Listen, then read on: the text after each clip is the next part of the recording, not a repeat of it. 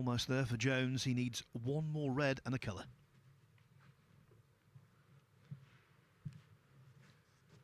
But every alternative here is a little bit tricky.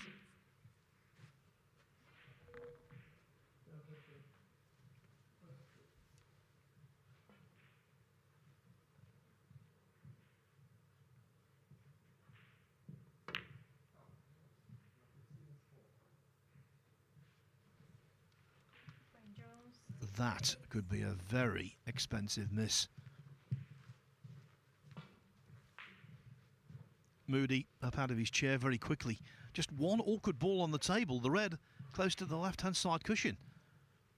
If he can solve that problem, Moody, this is a real chance to plunder frame 3.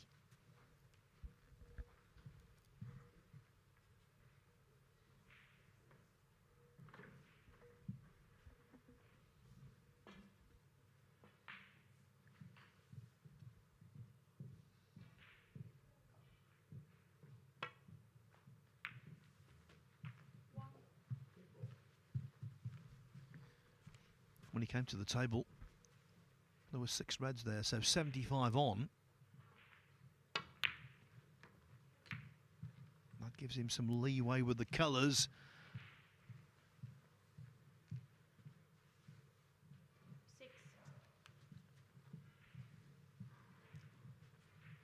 But the red clearly doesn't go to right middle.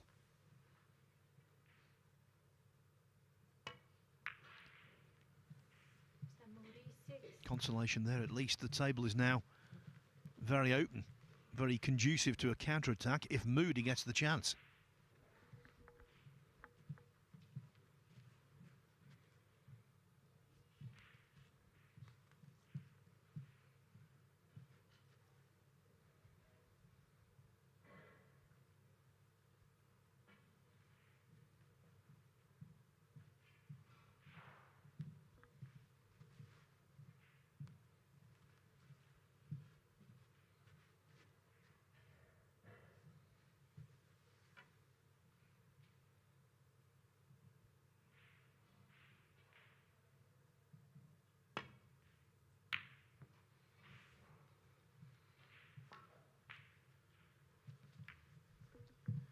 Jones would feel a lot more secure if a couple or two colours were safe.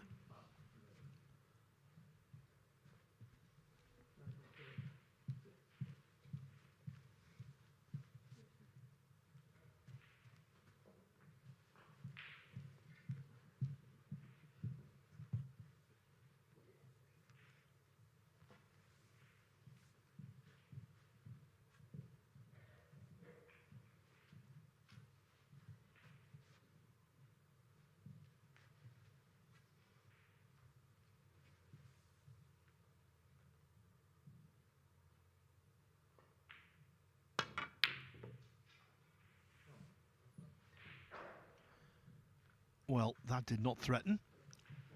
And from here, Jones should tidy up.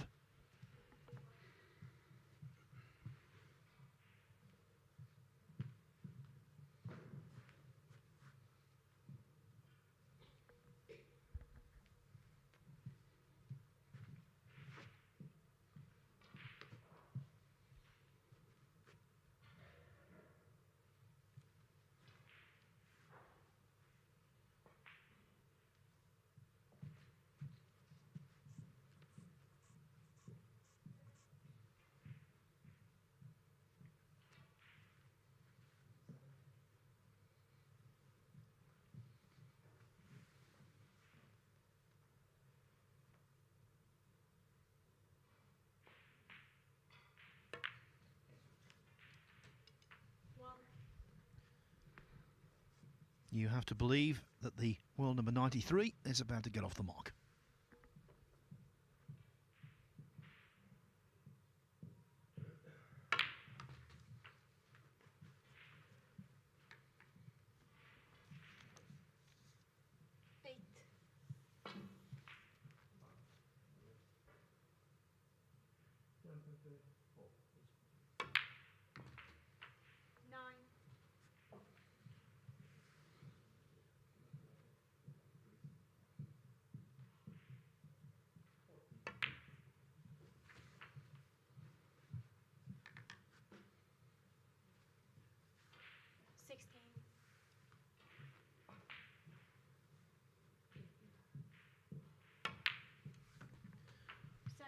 You saw there, you've seen quite a few shots where it's apparent that Dwayne Jones is a left-eyed sighter. That's the dominant eye for the Welshman.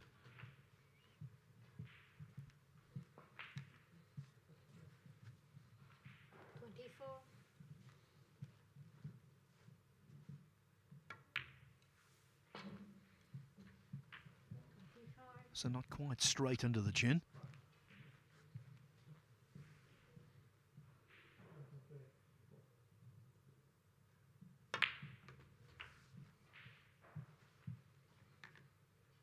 But being left-eye dominant, he's in pretty good company.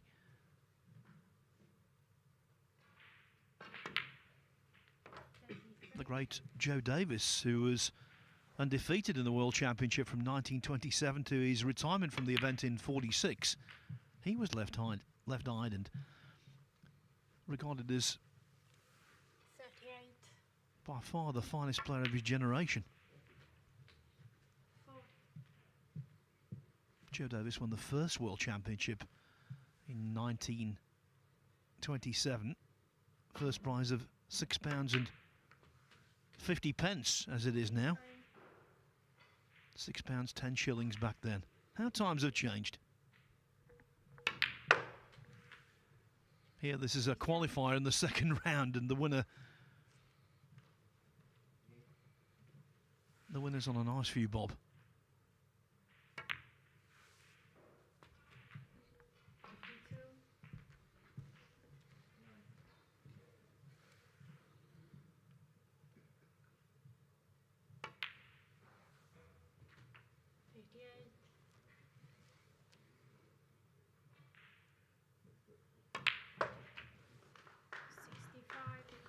Very good stuff from Dwayne Jones. Okay, he trails in the match, but he's played the best frame of the match so far. Breaks of 66, followed by 65, and the lead of Stan Moody has been reduced to 2-1. Always a great time of year for snooker fans, with the Victorian Plumbing UK Championship underway. Both the qualifiers and indeed the main event are covered extensively on a wonderful service, Discovery Plus. When it comes to that, there's live sport for everyone on Discovery Plus, where you can see snooker throughout the season in great breadth and depth. And you can also watch many other top sporting events as well. Discovery Plus, recognised as the home of snooker and also the home of world-class cycling. And by the way, if you want to follow the Victorian Plumbing UK Championship on social media, there's lots for you on Facebook, X, Instagram, YouTube, TikTok. Match clips, interviews, behind-the-scenes content. All avenues are covered. Let's give you some of these scores. Matthew Stevens, 2-1 up on Manasarwin Fetmalaikal. It's just going 1-1, Chris Totten and Tian Pengfei in the slowest match of the session. Tian not quite there yet, but Totten needs more than one snooker. Liu Hongyu playing very nicely. He's taken a 3-1 lead over Krish Gubazani. Ishpreet Singh Chadha was 2-0 up on Michael Holt. Holt won the third frame, though. Jimmy White won the third frame against Ross Muir to trail only 2-1, but it's going to be 3-1 at the interval because Muir is on a break of 88 as I speak. Dylan Emery and Oliver Lyons locked together at 2-2. But the story of the afternoon so far has been authored by He Guo Kwang. They've just returned from the interval in that match on table 4. It's been remarkable stuff. He, with breaks of 100, 99, 91 and 102, leads Robbie McGuigan 4-0. McGuigan has scored 21 points, that's all, in the match, against He Guoquang's 394.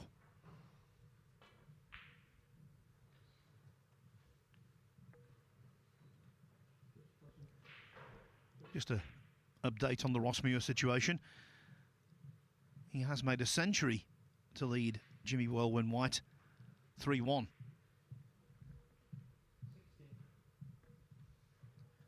White, of course, UK champion over 30 years ago.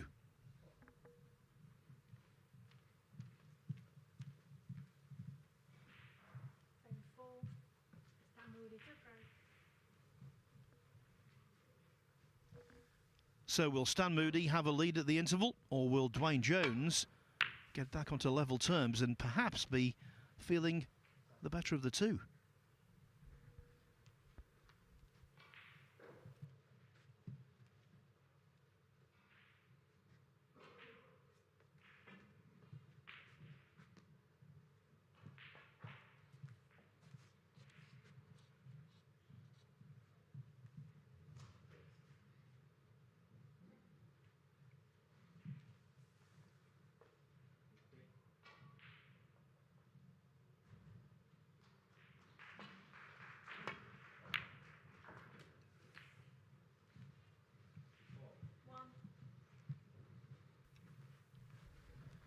Potting the red, avoiding the pack with the use of side.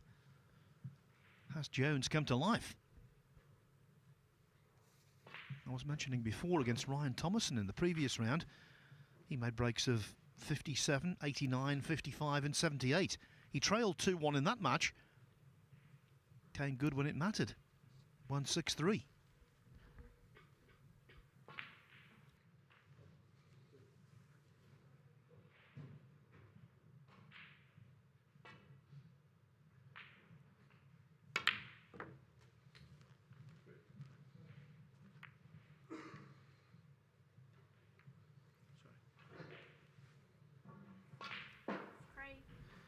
Not one, but two beneficial kisses. He apologises to Stan Moody. Drops very nicely on the red. He apologises because of etiquette, of course. Doesn't really feel sorry. He's delighted.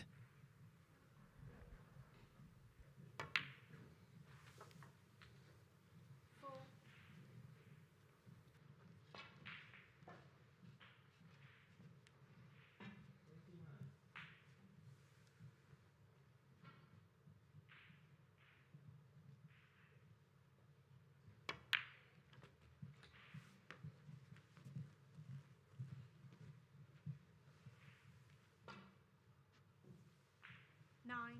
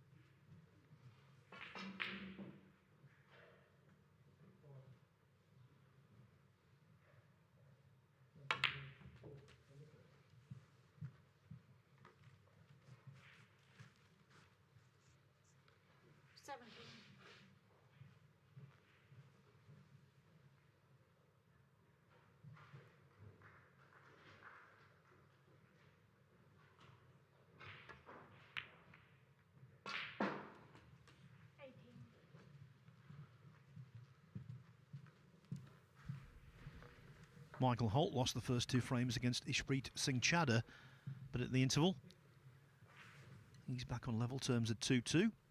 A scoring progression that Jones would like to have for himself.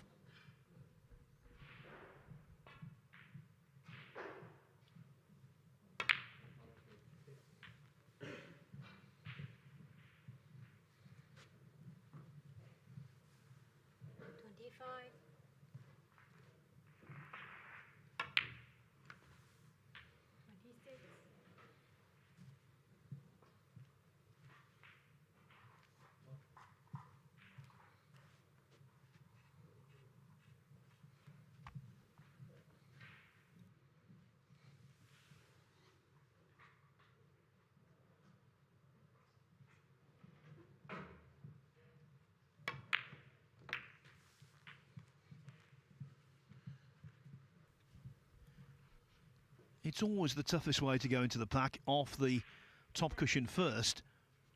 Jones played that shot with reasonable force. He's a little unlucky not to have opened the pack a little better than he did. It's end of break.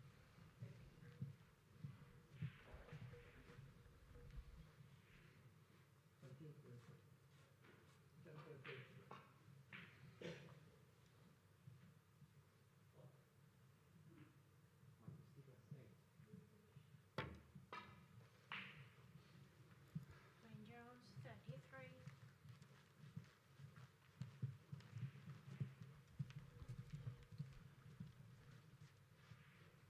If you could grant one wish to professional snooker players, I'm sure plenty of them would accept and wish for. Every time they went into the pack of reds, they dropped on one.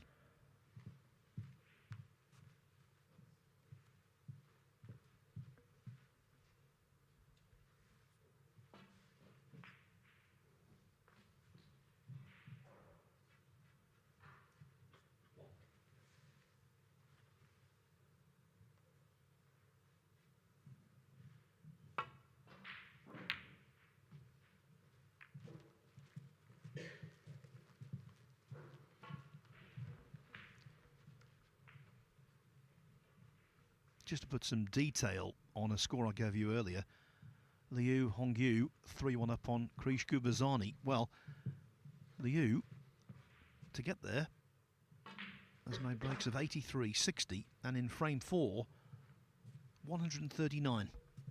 Excellent.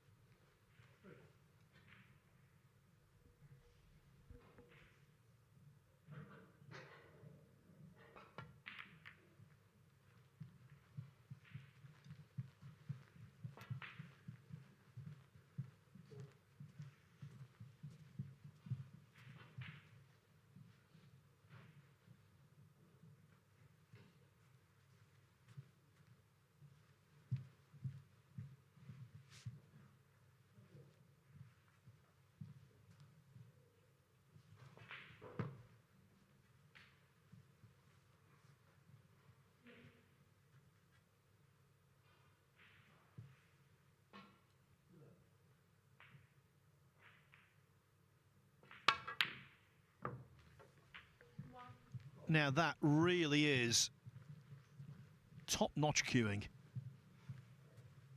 The best shot of the match so far, without any doubt. Will it be one of the most significant shots of the match so far?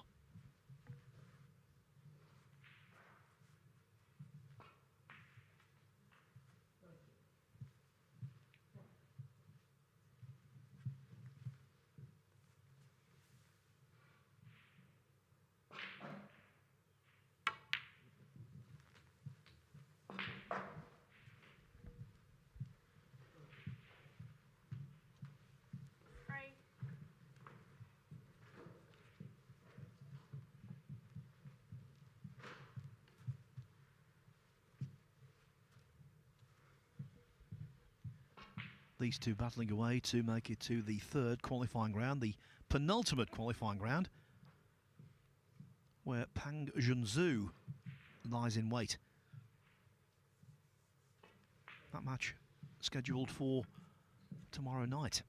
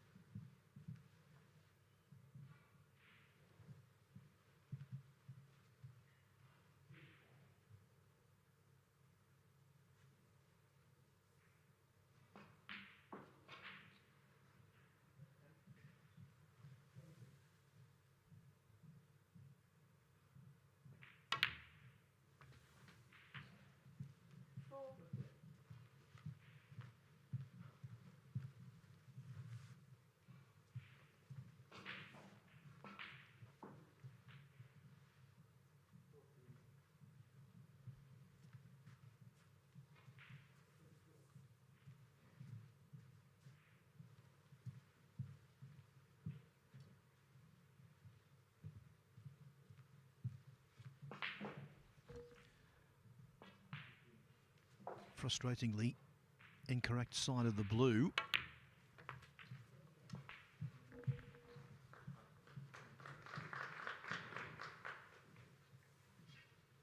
9. 10.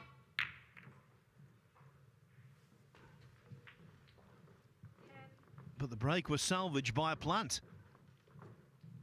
He was looking at this for a while.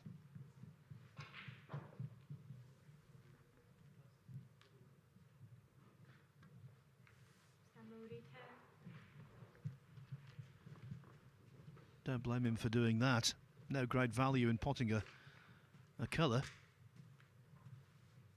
On table 2, the next door neighbour table to this one, Matthew Stevens has taken a 3-1 lead over Manasarwin Fetmalaikal.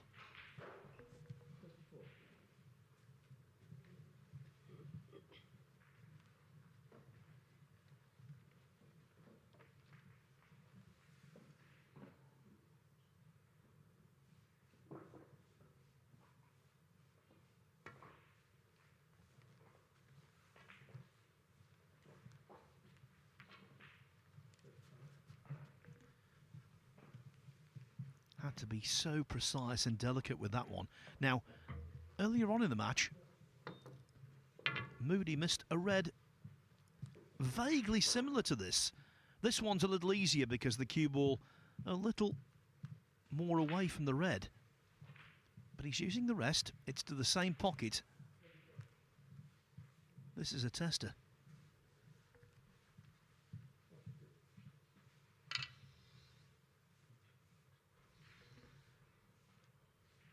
Now Moody overcut the original pot, and I think he might well do it again here.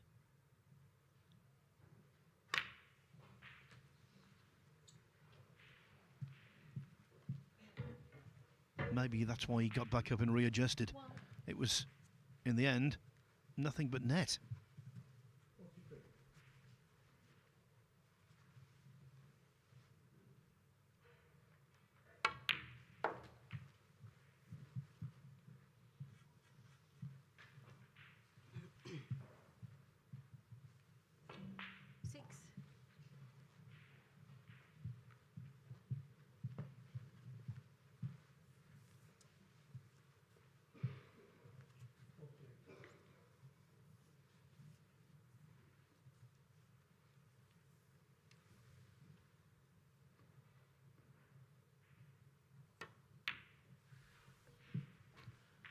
Over the shoulder of Dwayne Jones there, you saw the figure of Tian Peng Fei. Well, he's 1-1 with Chris Totten on table 3.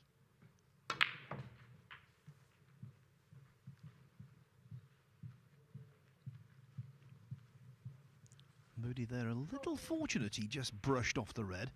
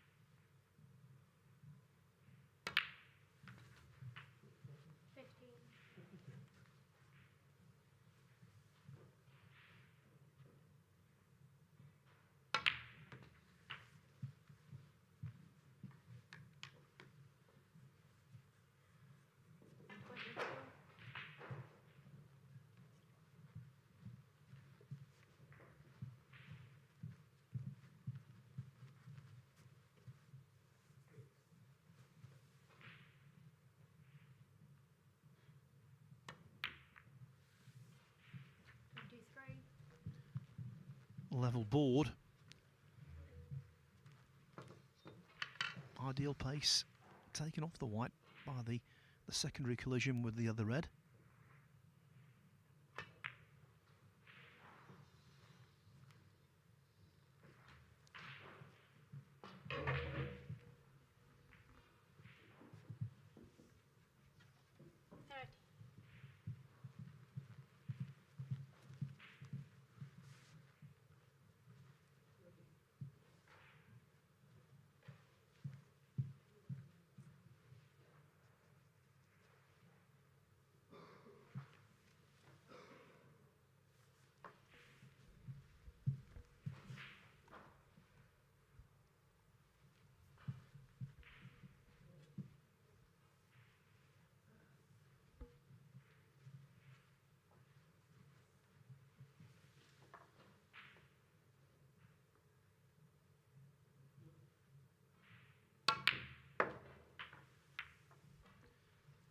Again, an absolutely delightful example of how to deliver a cue.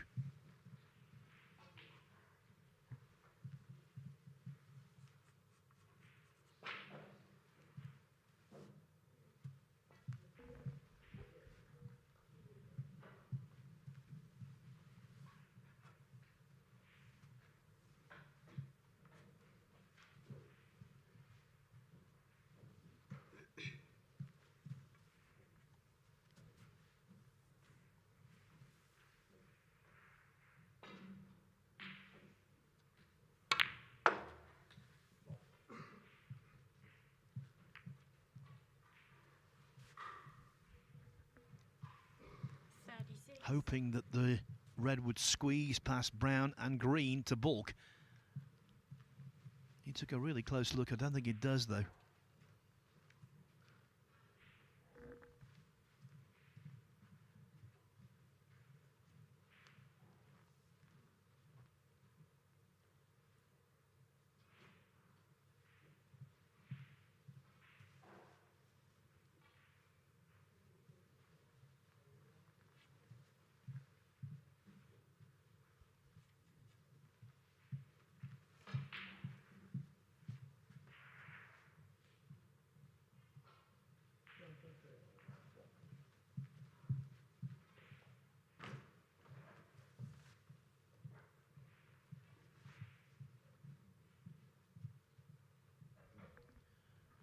Thought about taking on the bold red to top left.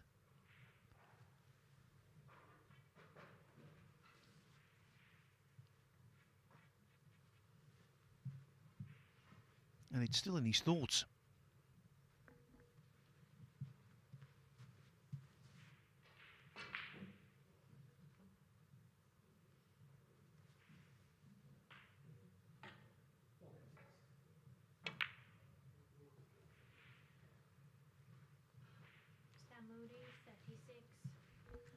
That was a more measured play, and he's actually put together a really good shot there. Well conceived and well executed.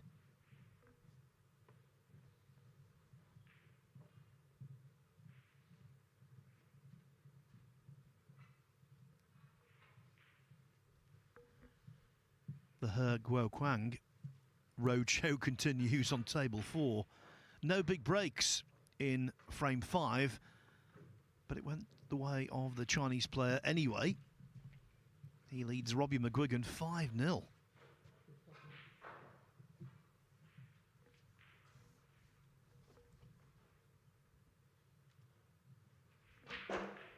Dylan Emery back in front against Oliver Lyons at 3-2.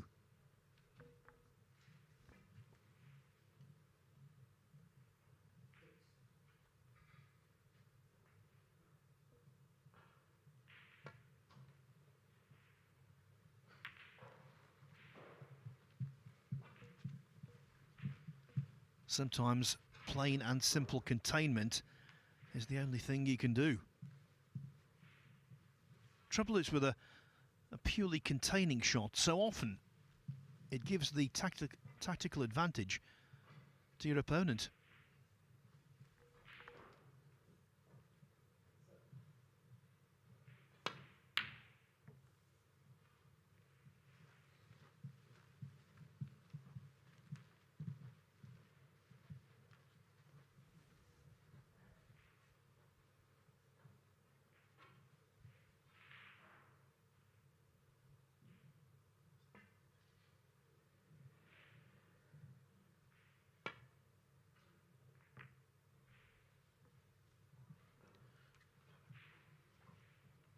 Caught the red on the way back up off the cushion. Missed it on the way down, and then his good luck was compounded by hitting the jaw of the middle pocket.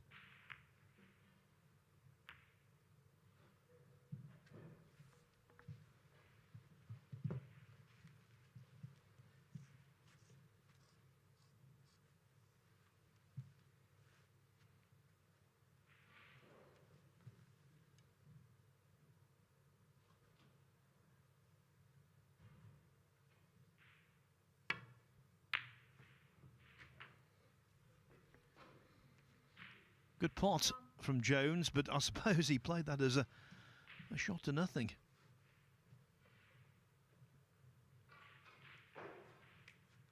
The softer you play that shot, the more risky it is.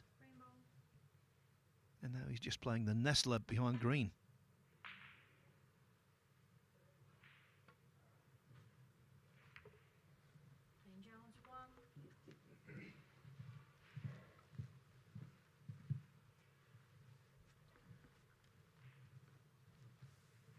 Frame 4 hanging in the balance.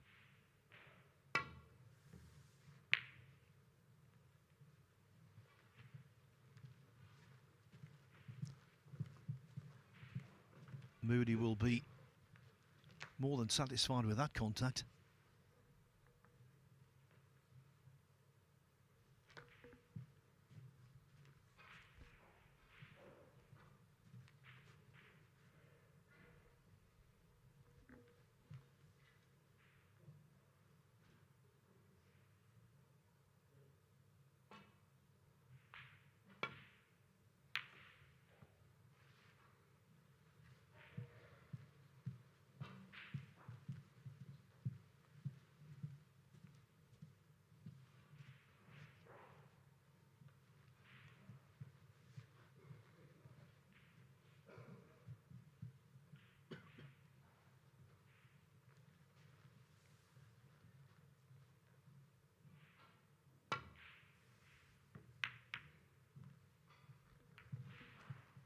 Well,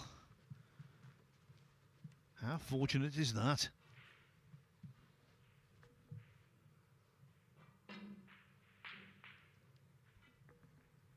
Not just a fluke snooker, but a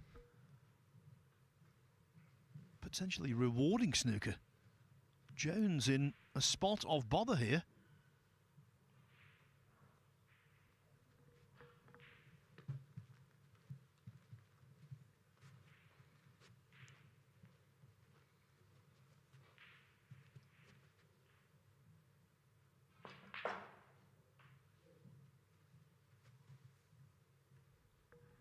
Well, can he just see the edge?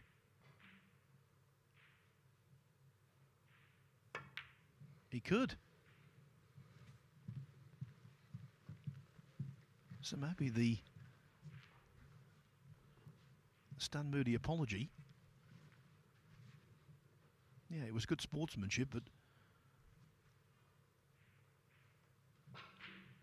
it wasn't exactly a disastrous shot, was it, for Dwayne Jones? He could get through.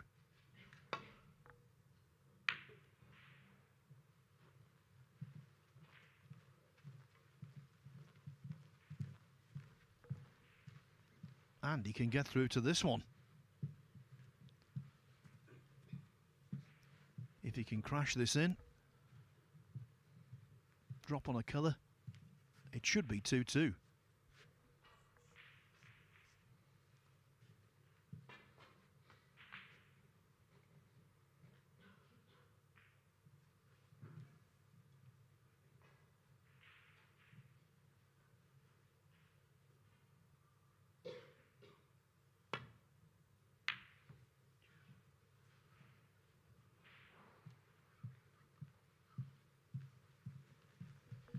Well, at times we've identified what we think is the best shot of the match. That was one of the worst.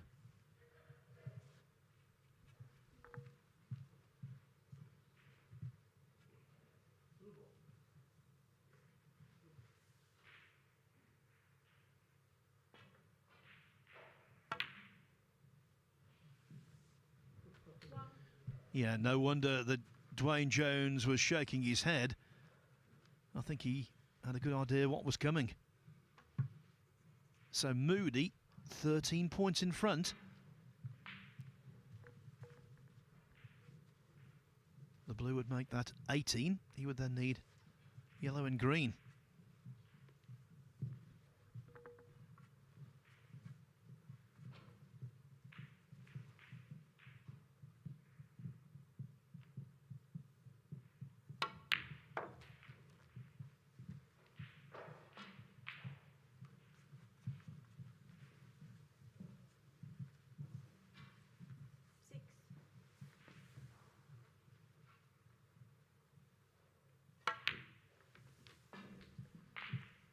this hasn't been Stan Moody at his best.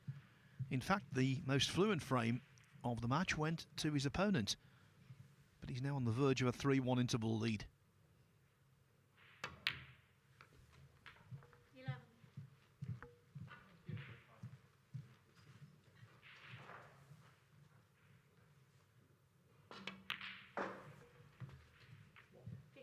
The brown seals it.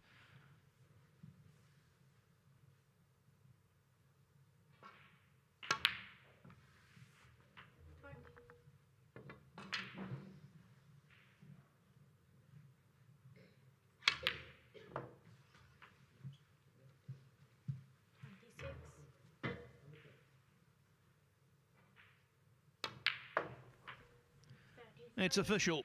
Stan Moody halfway to opening his Victorian Plumbing UK Championship campaign with a victory. He leads Dwayne Jones 3-1. It is the mid-session interval, but don't worry. Snooker will continue because we'll take a look back at a classic final of the UK Championship in 1983. It was 4 sessions back then. It featured 2 legends, Alex Hurricane Higgins against Steve Davis. Davis led 7-0, but there was a major twist in the tale.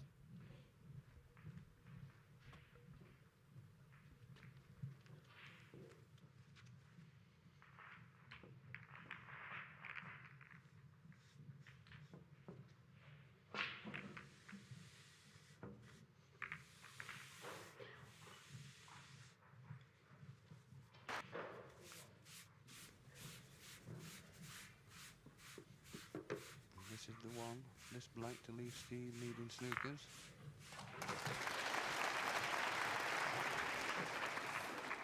And this red, I would think, to clinch the match.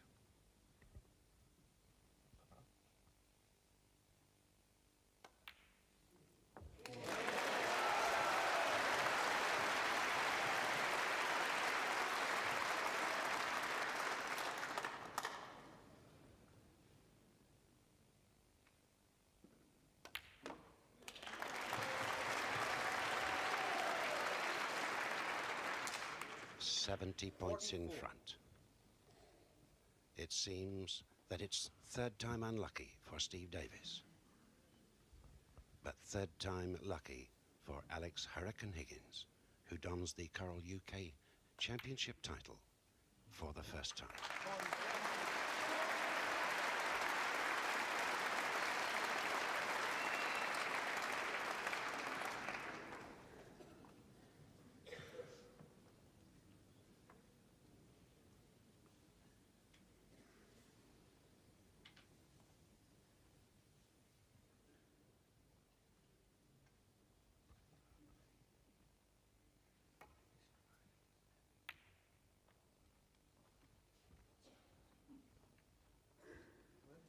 And that's on the way to the pocket. Not sufficient legs.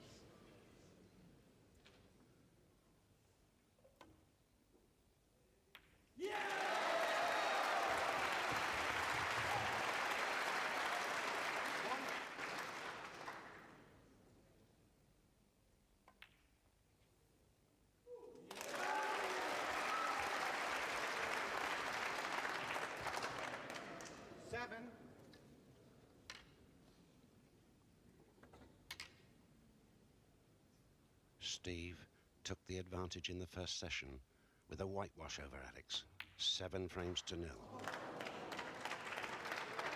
Alex replied.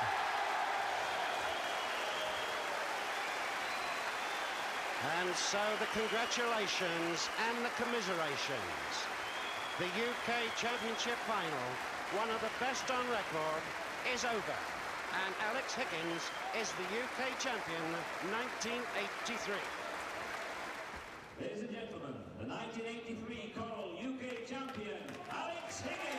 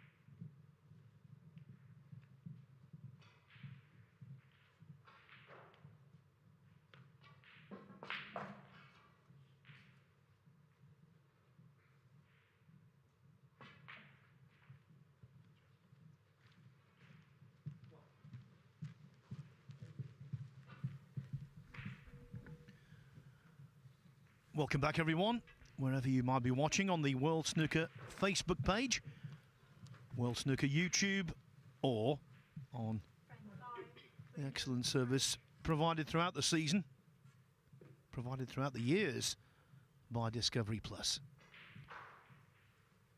Dwayne Jones has work to do. The reason for that, he trails 3-1 against Stan Moody in this race to 6. It's the second qualifying round of the Victorian Plumbing UK Championship. The round comes to a conclusion this afternoon. And then this evening, qualifying round 3 begins. Our main match will be Jack Lazowski against Malaysia's Rory Thor. Of course, that major upset by beating Mark Williams at the British Open a couple of months ago. And we do know a couple of the Table 1 matches tomorrow. From 9:30 local time, you'll be able to see how Bai Lu goes as she tries to qualify for York. 2 matches won, 2 more victories needed.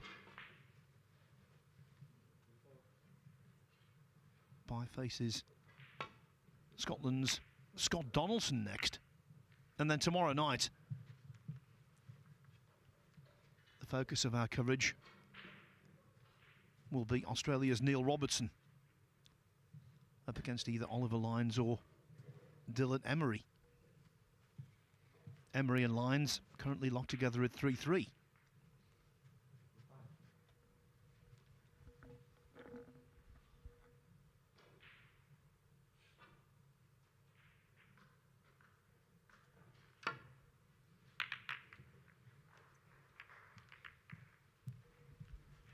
I tell you what, as the cue ball was going around the table there, Jones must have been extremely concerned. He's got away with that. Okay, he's left a free ball, a touching ball, I should say. So that will mean that Moody can pick his place, essentially where the cue ball finishes, but that could have been so costly. Jones very fortunate not to leave Stan Moody bang in at the business end of the table.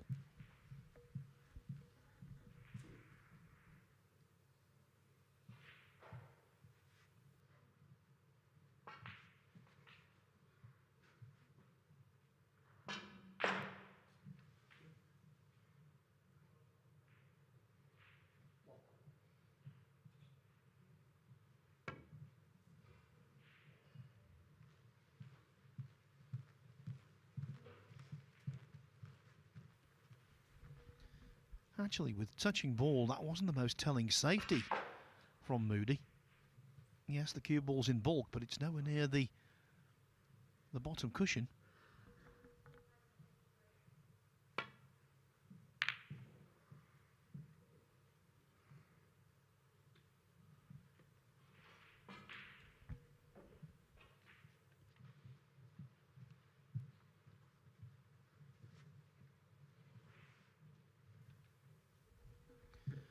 Yes, when you've got a touching ball at this level, tactically, the world is your oyster.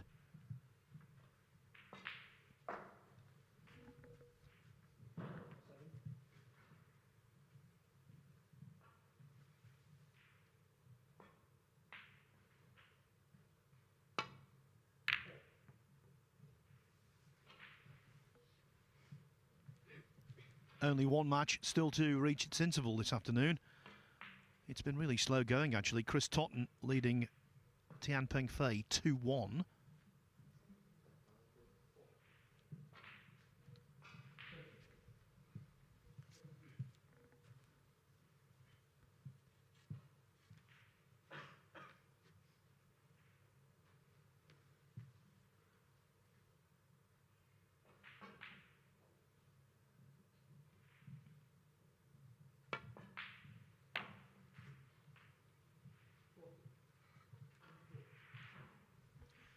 Other scores, Robbie McGuigan avoided being whitewashed by He Guo Kwang. It's now 5-1, McGuigan winning frame 6 on the blue. Liu Hongyu powerfully positioned against Krish Gubazani at 4-1. Michael Holt has recovered from 2-0 down to lead Ishpreet Singh Chadha 3-2. And Ross Muir, helped by a couple of century breaks, has built a 5-1 lead over Jimmy White. White qualified for the UK Championship at York last season. He would need something extraordinary to do so again this time around.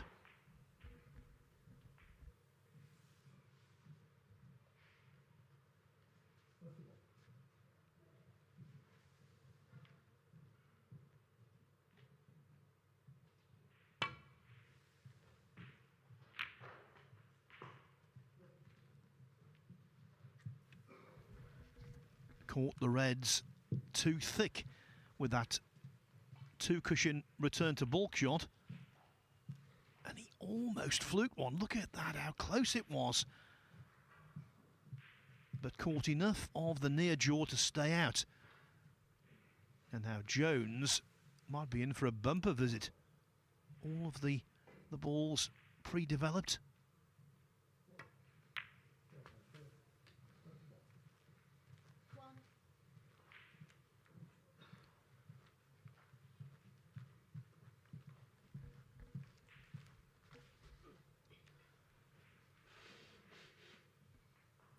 This is the best break building chance of the entire match. –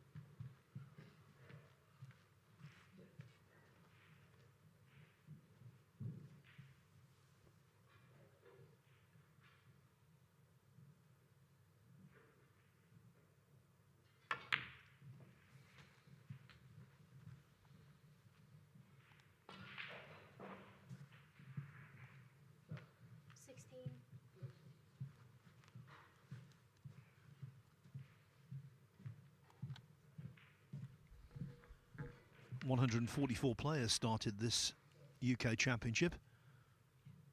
By the end of this afternoon session, only 80 will remain.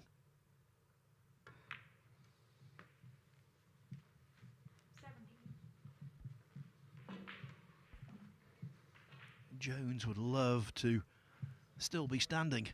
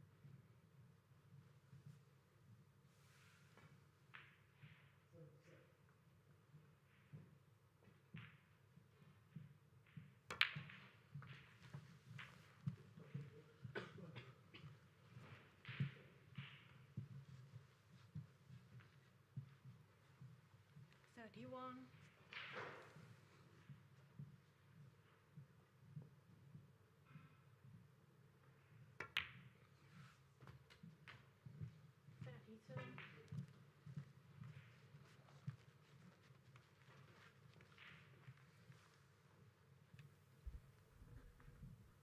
The way the Reds are, it's still just connecting the dots. All very straightforward.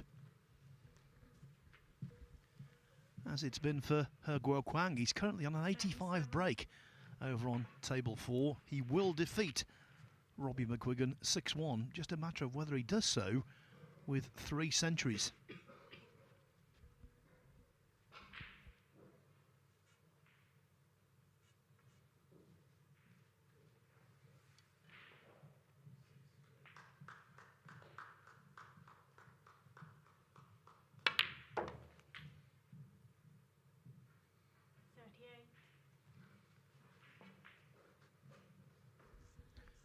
Deep screw and reverse side on the cue ball there.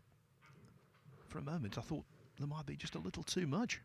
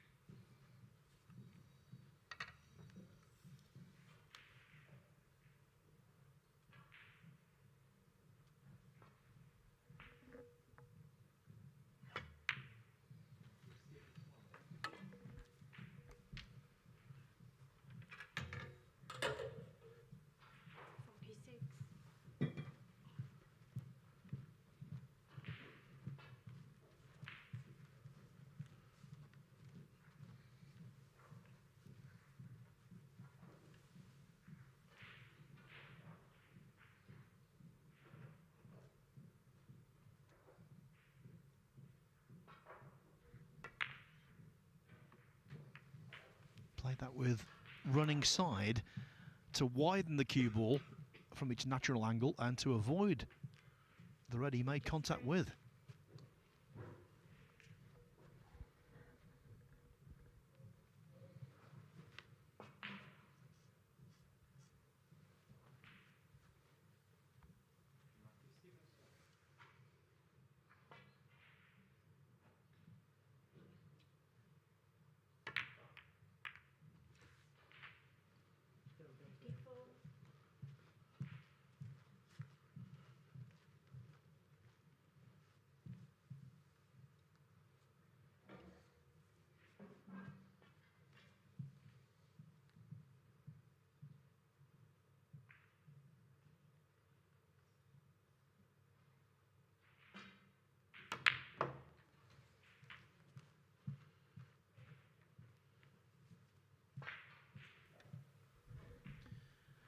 Not ideal.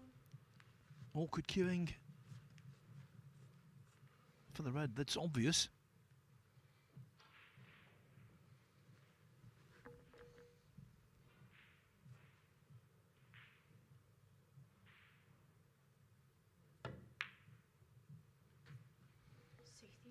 But now, in short order, frame 5 should fall to Dwayne Jones.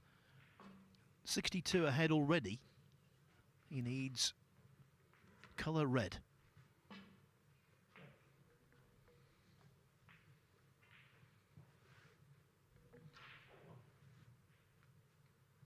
Deciding against the pink, he thinks it's too risky.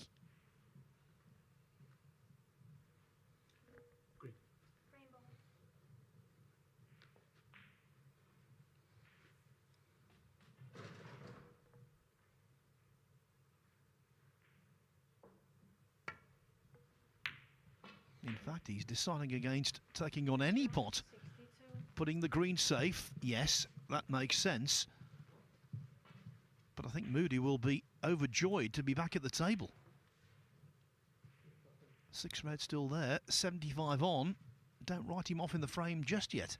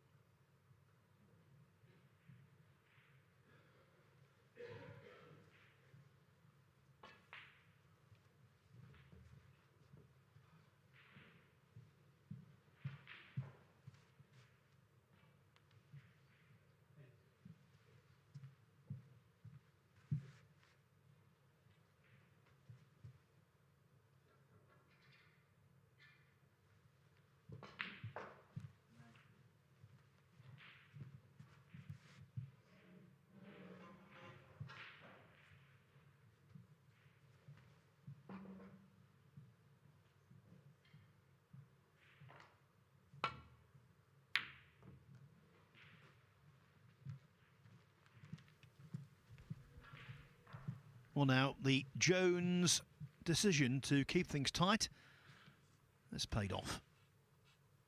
From here, 3-2 looks pretty much a certainty.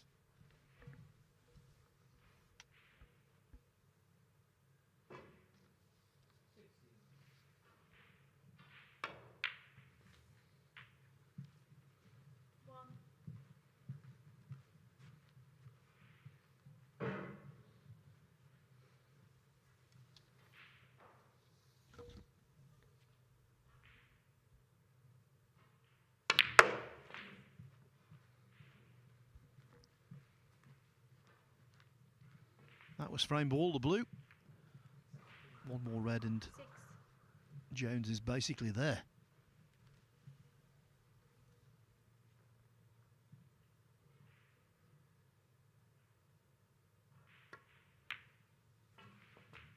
Seven.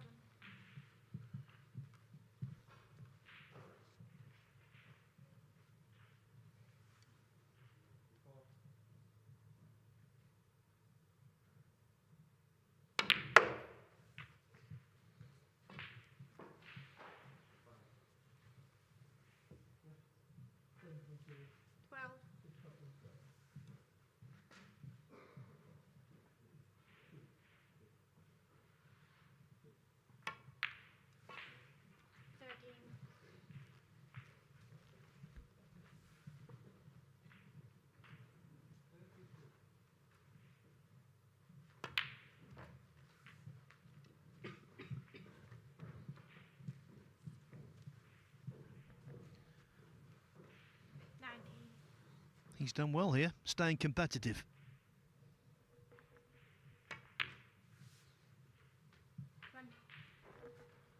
Moody was favourite to win this match with the bookmakers, but big difference between a favourite and a certainty. He most certainly isn't the latter.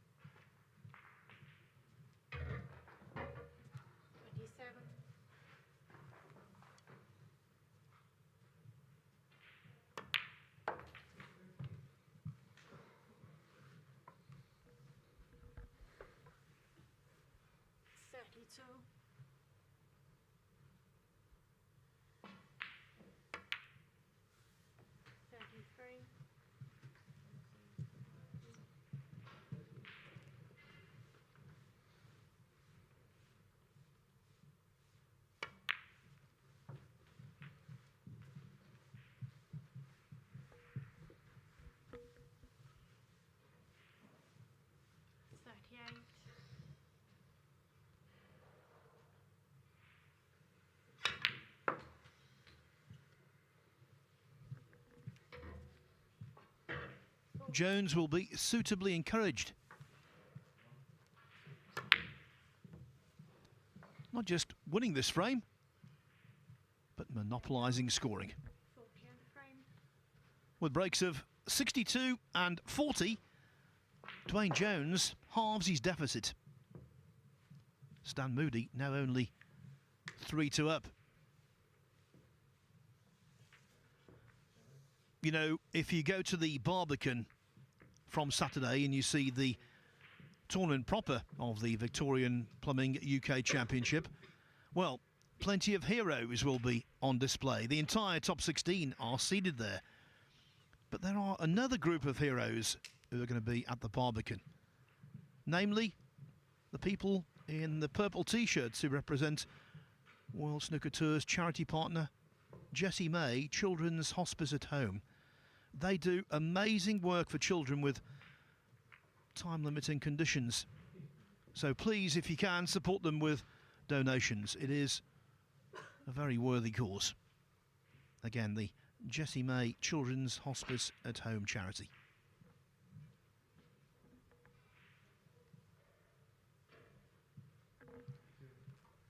And by the way, if you like all things snooker, why not download the Snooker Club podcast every fortnight with Stephen Hendry, Mark Watson and special guests.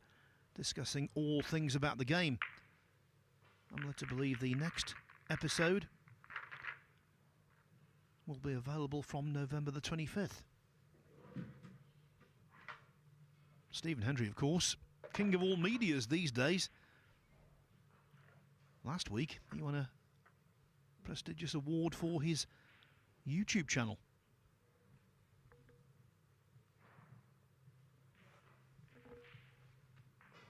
Latest scores here, Matthew Stevens 3-2 up on Manasarwin Fatmalaikal. Chris Totten and Tian Pengfei finally gone to the interval. 3-1 Totten leads. He Guo Kwang did beat Robbie McGuigan 6-1. Helped by breaks of 100, 99, 91, 102 and to clinch 86.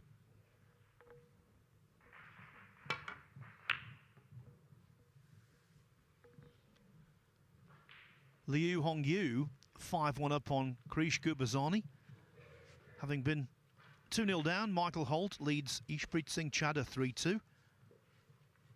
Jimmy White has pulled a frame back against Ross Muir, but still trails 5-2. And it's 4-3 for Oliver Lyons over Dylan Emery.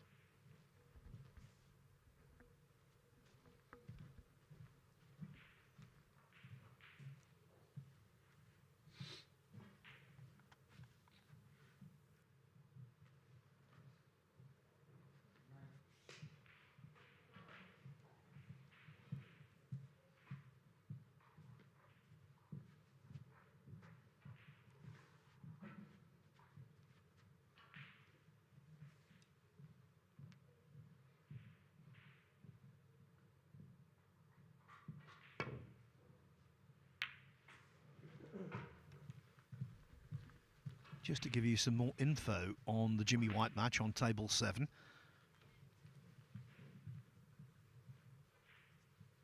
Muir went 5-1 up, stealing the 6th frame on the black with a 64 clearance. White, though, comfortably winning the 7th, helped by a break of 53, his 3rd half century of the contest.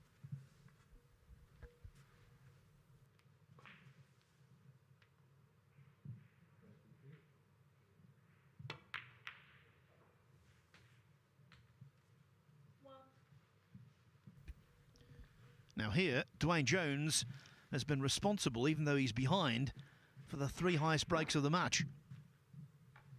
66, 65, 62.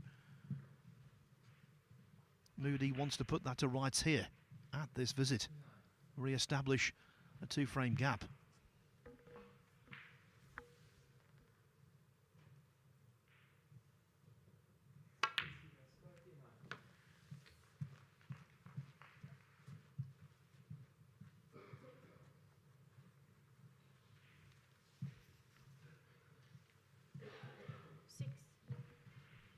He's claimed some notable scalps already as a pro, beating the likes of Jan Gander, Gary Wilson, Jack Jones, Zhou Yulong, Ben Wollaston.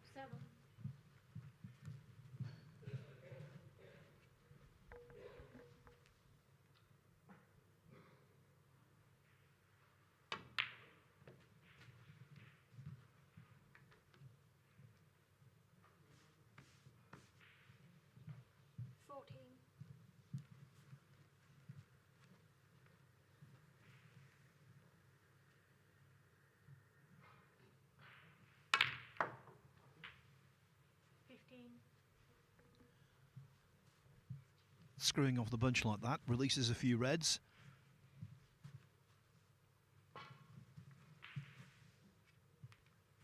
But the next shot, that's a pressurised one.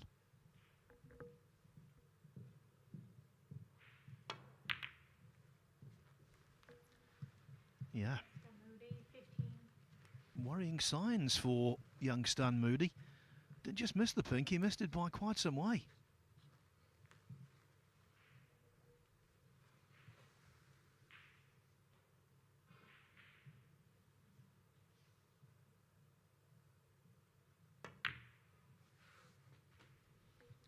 One thing you'll notice with Dwayne Jones, the bridge hand is very close to the cue ball.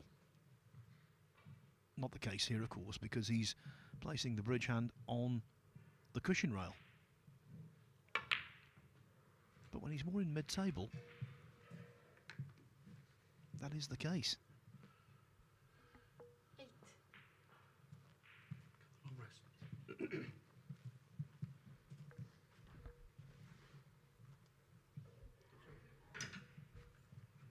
While Prolatina Velichkova gets out the long rest for certainly the 4th time in the match. Ishpreet Singh Chadha has equalised against Michael Holt at 3-3.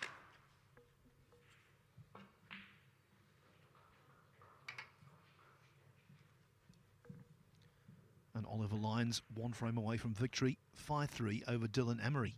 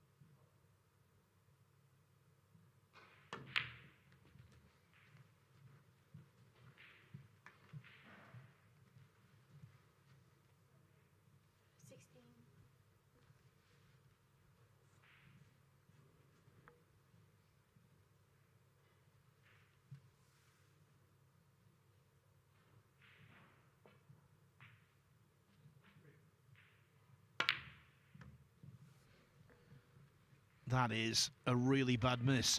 Just when it seemed as though Jones had some momentum.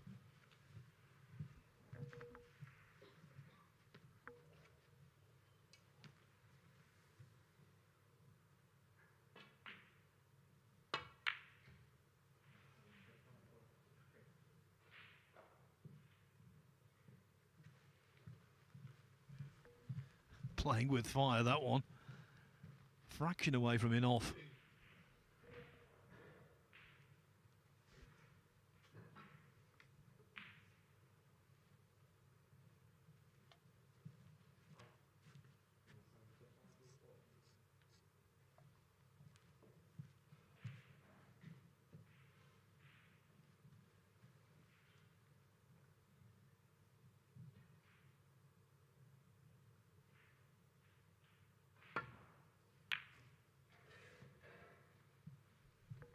Now this could be very useful indeed.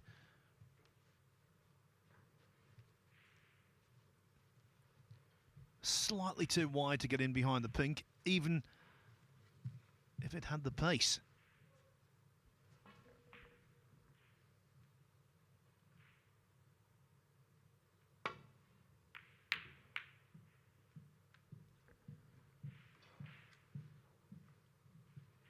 Well, I'll tell you what. Crashing into those balls, he could well have left a frame-winning chance, good young Stan Moody. Very lucky there.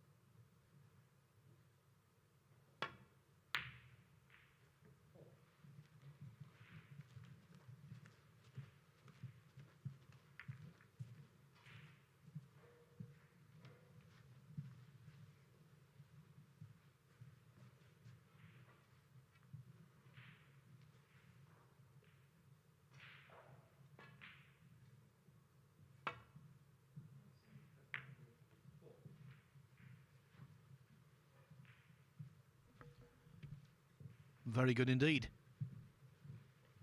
Nicely struck safety.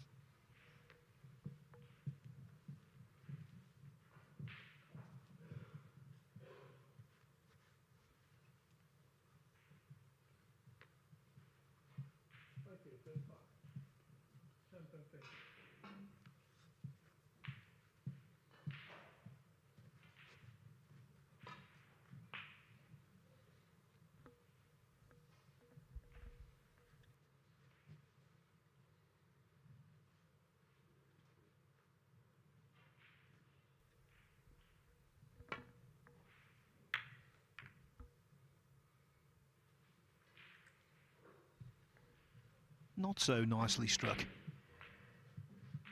Well short of the baulk line.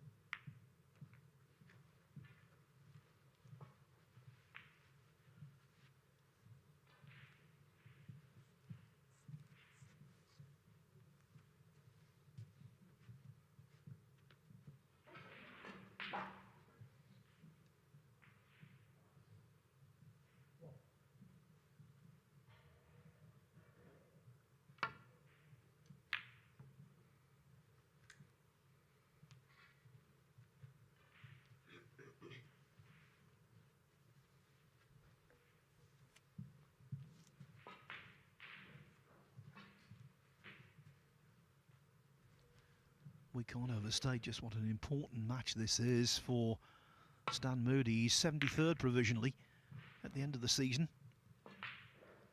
To avoid Q School, he needs one of two things to happen: to get into the top 64 or to finish in the top 4 on the one-year list of players who aren't in the 64. And right now, Moody sits second on that list. So a win here today would be a real boost in that regard. Defeat would be a real setback.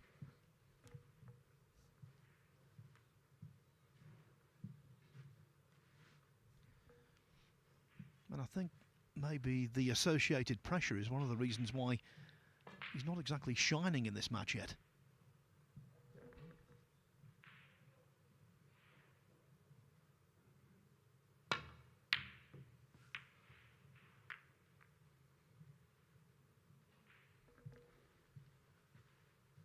Now, though, he's got the chance to shine.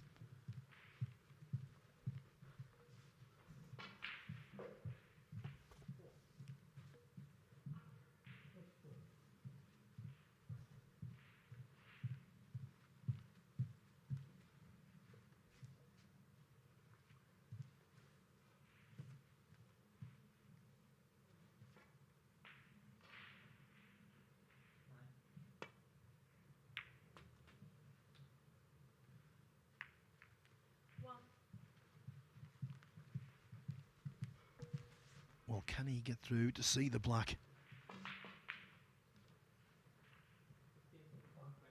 Annoyingly, no.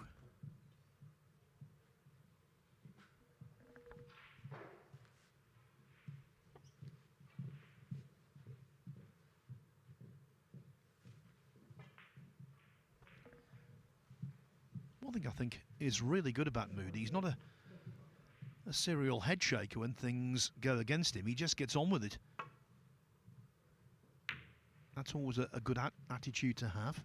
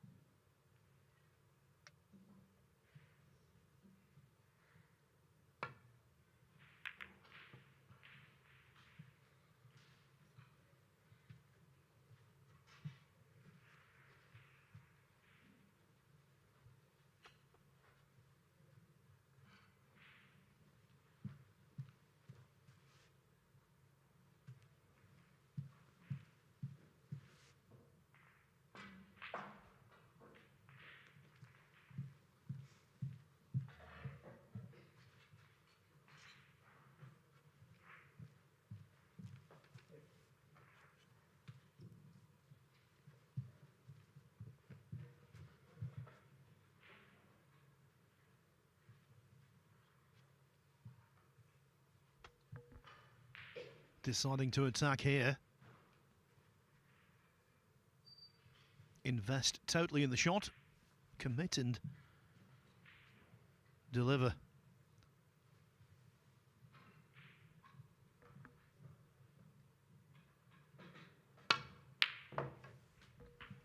That was simply superb.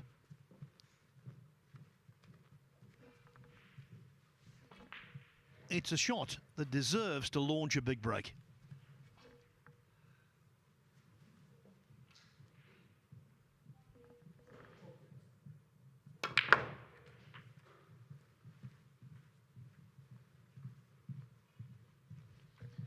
He was a little unfortunate there, Moody, that he didn't have more angle on the black. Had to really thump it in to get any travel on the white at all.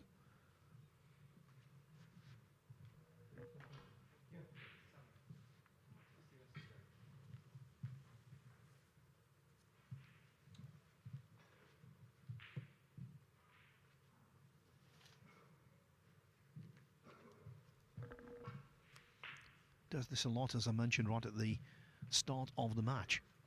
Up and down, up and down.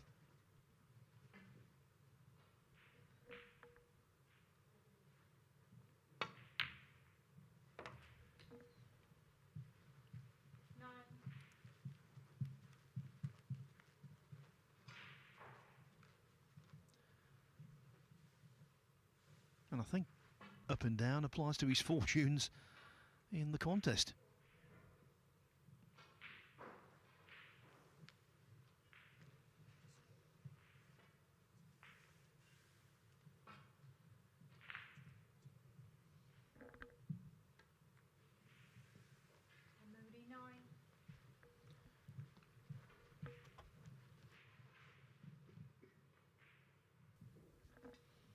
Again, I think Moody can count himself positionally unlucky there, but at least he's laid a pretty horrible snooker for Jones. Not horrible in terms of hitting a red, that's elementary. It's about hitting one and getting safe.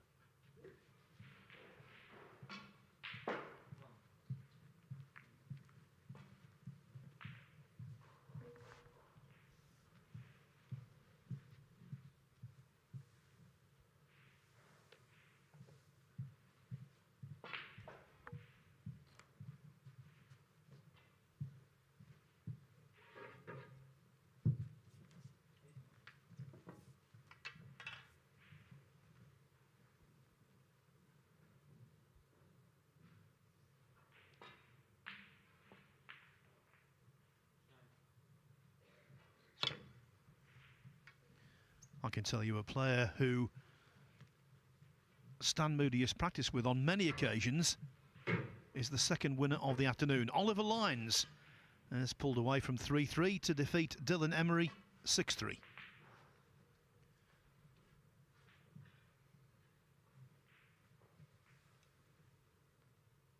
So Lines will play Neil Robertson tomorrow night in round 3.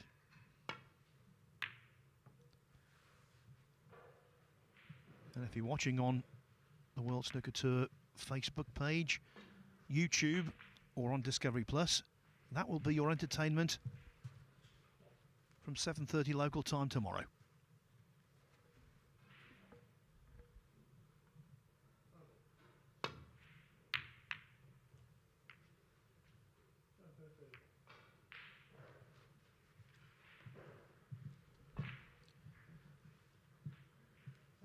Not the best again.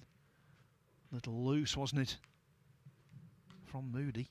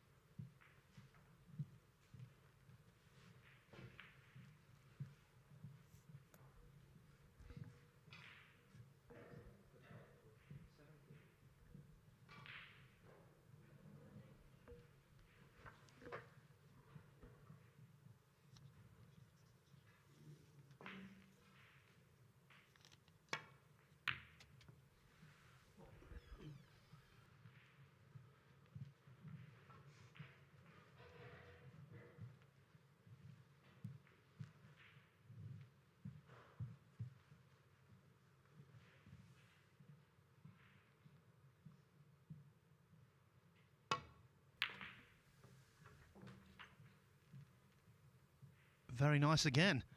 Now, fresh from victory, we've got a special guest in the commentary box, Oliver Lyons. Congratulations, Oliver. 3-2 down, a little worrying, but you came through winning the last 4 frames, I believe.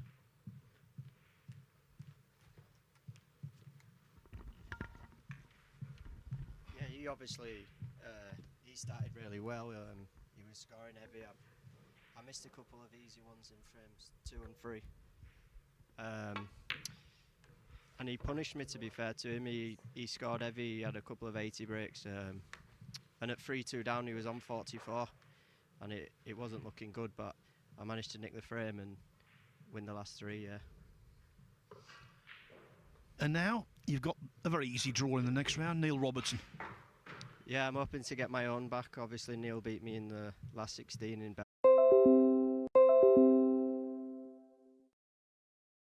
I don't think he's coming down now.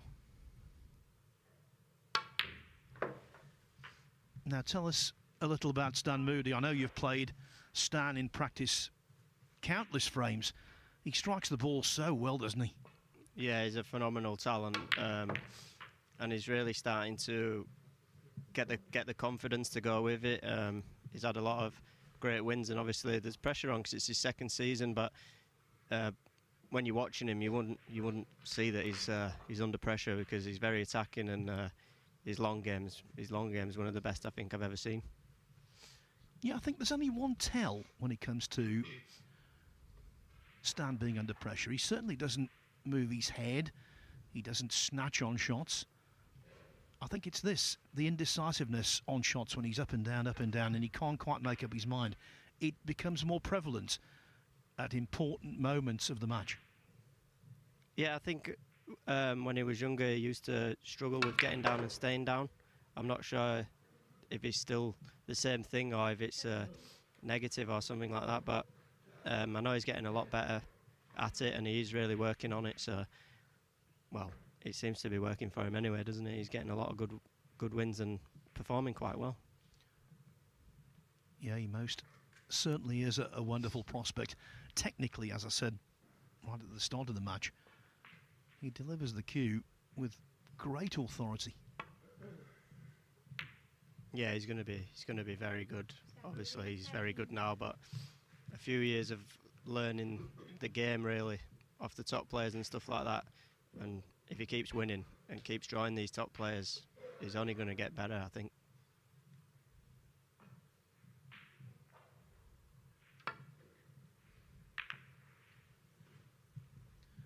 So how are conditions out there today? I thought the table was really nice, yeah. I can't complain about a single shot, I don't think. It ran quite true and it was very fast, and the temperature wasn't too hot or cold in there. It was pretty perfect, to be fair. Yeah, I got the impression that this table's playing nicely also, and that makes a big difference. Good conditions, as they should be, for a tournament of this magnitude. I know very early in your professional career you did well in the UK Championship, and it must mean a lot to play and perform well in a tournament up in your native Yorkshire. Yeah, obviously it'd be nice to get back there. Obviously, being from Leeds, York isn't too far, and well, it's easier for a lot more people to come watch. Obviously, it's a bigger venue and you get more tickets and stuff like that, so it'd be nice to get 2 more wins and get through to the actual venue.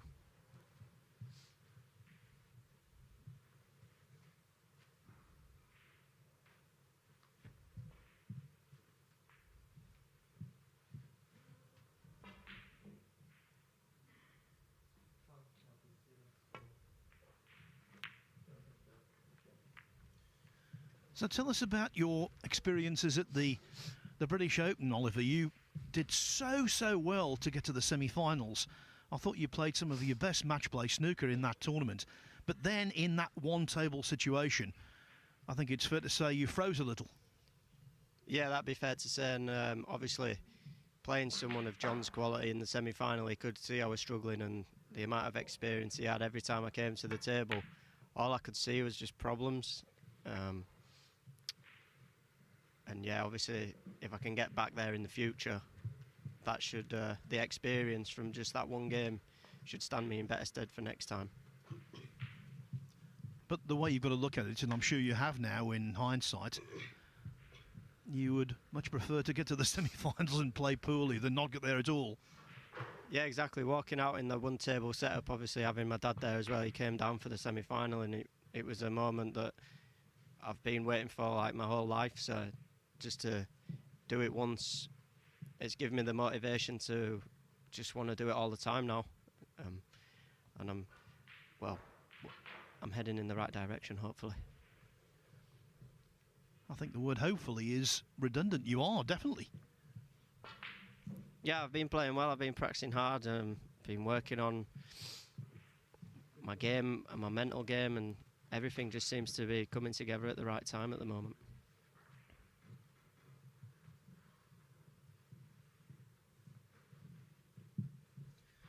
He's not been building big breaks in this match, but his potting from distance at times has been excellent.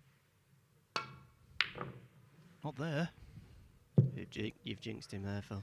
Oh yeah, commentator's curse. I was actually commentating with Stephen Hendry last week on the Champion of Champions, and about 3 matches in succession, he was building someone up and they missed the easiest pot imaginable, and he turned the microphone off. He said, I am the worst when it comes to the commentator's curse, and that's coming from a 7-time world champion. Yeah, obviously having Stephen Allworth here, because he's working with you guys, isn't he? It's just, he tells me stuff like that he can jinx people with ease.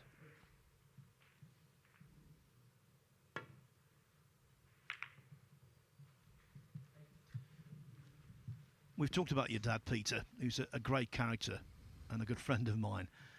Having his experience and his know-how and knowledge of the professional circuit must be invaluable. Yeah, obviously I lean on it from time to time. I was 3-2 down there, and I knew that I had to do everything I could to win the frame to go 3-all, because 4-2 down you're chasing.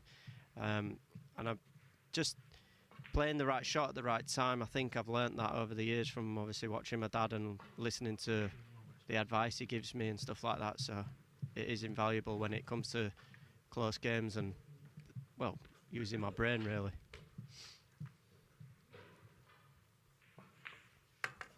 And with Mark Williams at the age of nearly 50 going so well, it might inspire your dad to make a comeback. Yeah, he's still trying. He's practicing every day still. He tells me he's still young, so he's got loads of time. Well, I think he does look remarkably young for his age.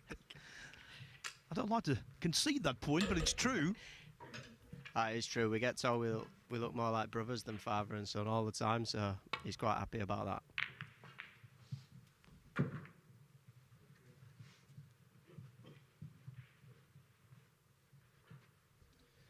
Now this has gone really scrappy, much like the first frame actually.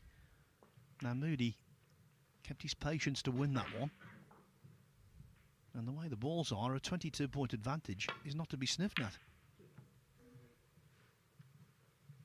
Yeah, that's a bit of a loose shot, so he's got a chance here, hasn't he?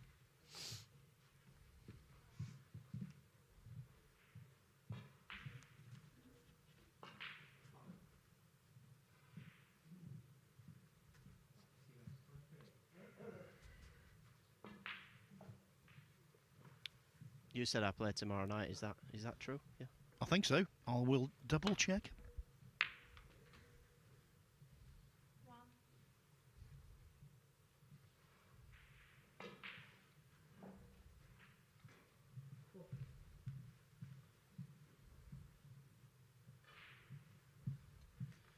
Yes, 7:30 tomorrow evening.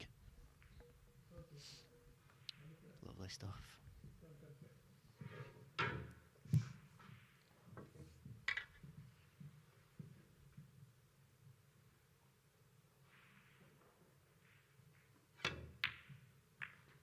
Oh, that's brilliant. Oh. Yeah, so easy in a frame like this where it's been all disjointed exchanges to lose the potting touch.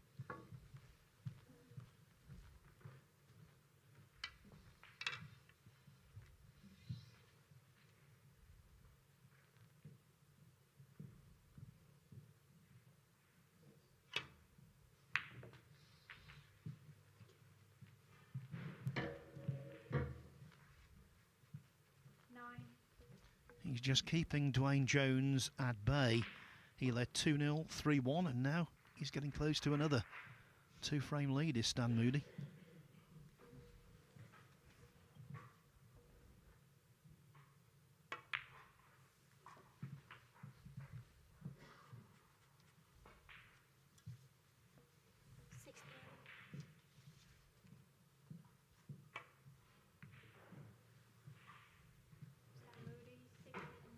Nice touch. When did you first start practicing with Stan? How old was he? I think he was about 12, and it was. You could just tell he was going to be good. He had a natural cue action. His long game, even back then, was just so good, and he hit the ball so clean. For someone so small, he could just get so much reaction on the cue ball, and it was then when you could tell that if he put his mind to it and really focused on snooker, he could be good.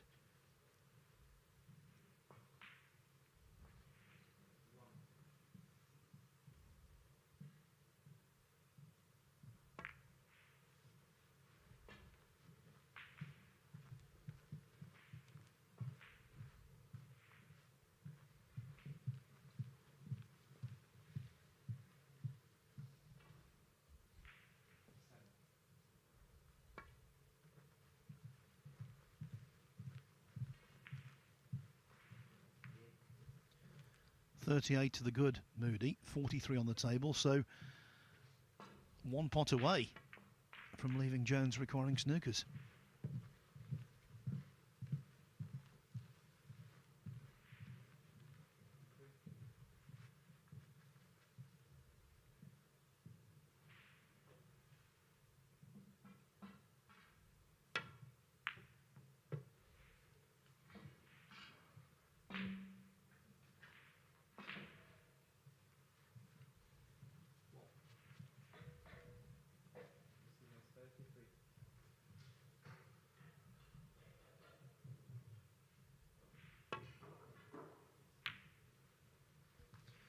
Moody is a fantastic prospect, and I'm sure he's going to have a very good career. 18 years of age, and these days we think of an 18-year-old as being extremely youthful in snooker terms, and yet in 1993 Ronnie O'Sullivan won this when he was 17. It was one of the most remarkable achievements I think we'll ever see. Yeah, I'm not sure that will ever get repeated, maybe. Ronnie's just a special talent, isn't he? It's very hard to see anybody else ever doing half as good as what he's done in the game. Yeah, John Higgins also won ranking tournaments as a teenager. Just seemed the thing back then.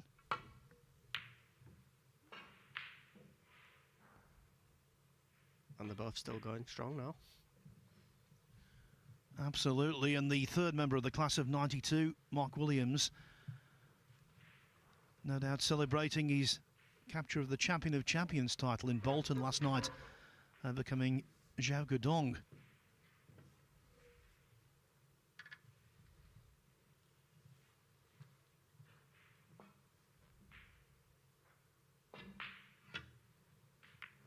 I find it amazing that all three of them have been so good for so long.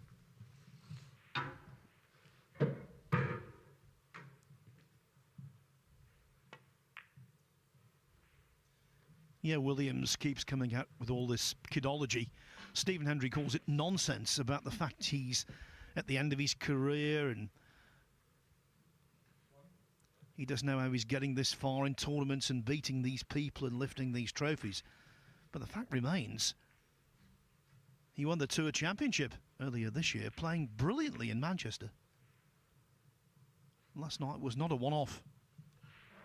No, I think he might use it just to take a little bit of pressure off, but it's hard to see if he ever is under pressure or not, because he doesn't show anything, does he? Yeah, he's very, very laid back.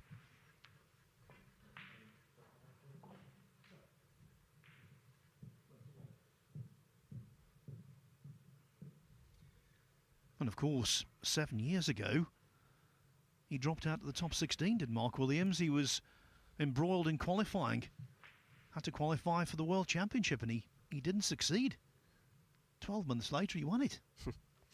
It was probably going to the qualifiers that made him realise that if he just put in a little bit more practice, he probably, well, wouldn't have to go to the qualifying again. Not for a long time, anyway.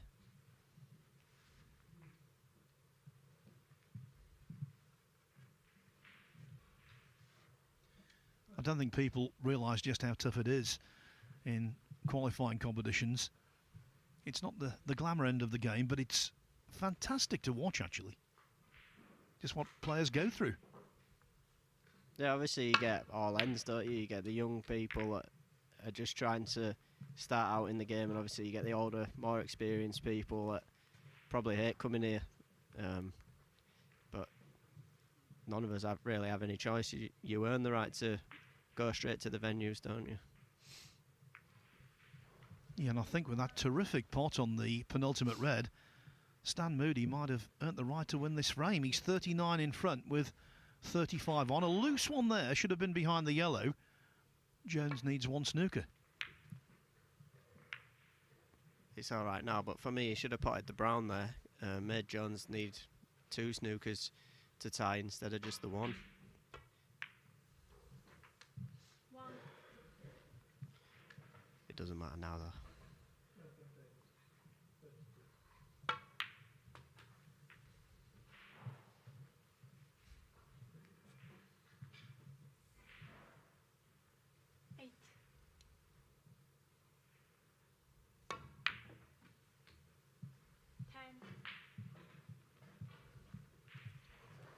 Well, thanks for coming in, Oliver. Will you stay for one more frame, or are you too busy?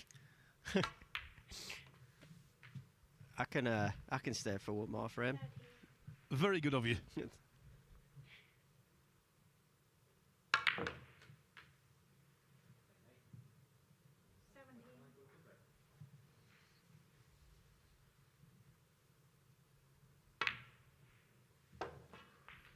We've seen this throughout this match. When he's got frames won, he's potted them off the lampshades. As the pressure decreases, he looks terrific. It's been quite a slow-moving match, this, but every time that Jones threatens to pull level, Stan Moody finds something else.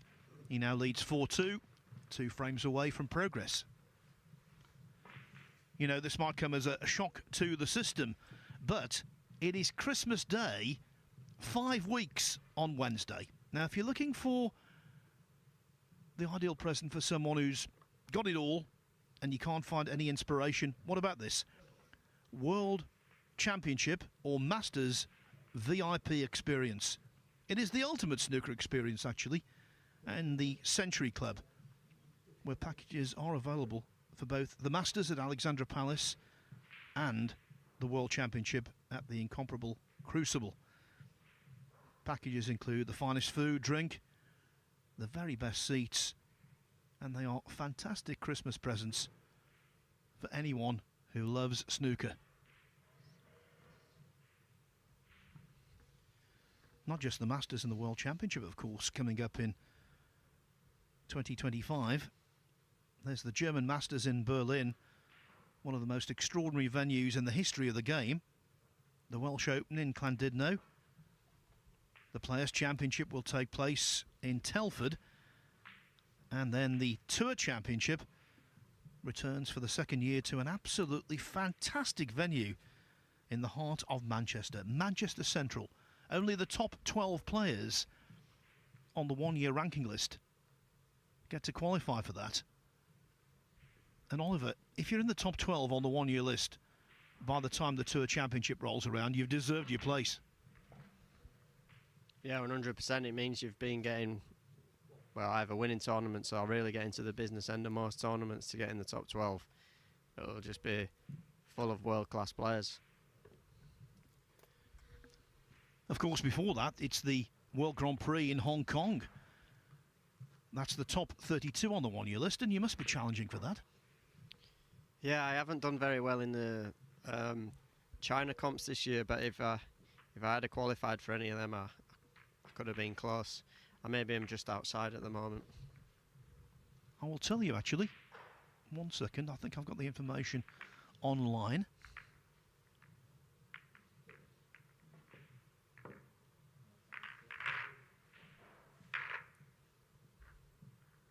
Unsurprisingly, your good friend Judd Trump is top of that list, having won a cool £500,000 at the Saudi Arabian Masters. Yeah, he's struggling a bit, Judd, at the moment. 43rd, Oliver. So, yeah, why not? Qualify for this, and that Hong Kong trip would definitely be a realistic possibility. Yeah, I've got the money from today to go on there, so I've moved up a couple of places. Never know, qualify for this, will be in the mix. And of course, if you make that, you're guaranteed significant ranking points, because if you lose in the first round of those Player Series events, you get your full ranking points, and it really is a snowball effect in a positive way. Yeah, I think you deserve to get your ranking points, because obviously if you get in the top 32, everybody's had the chance to get there, and, well, you have earned it, haven't you, in a way.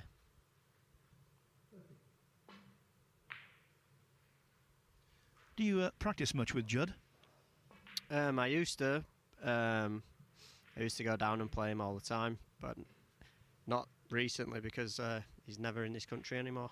He's always away in Hong Kong or Dubai or wherever he is now, so I don't get much chance to practice with him anymore.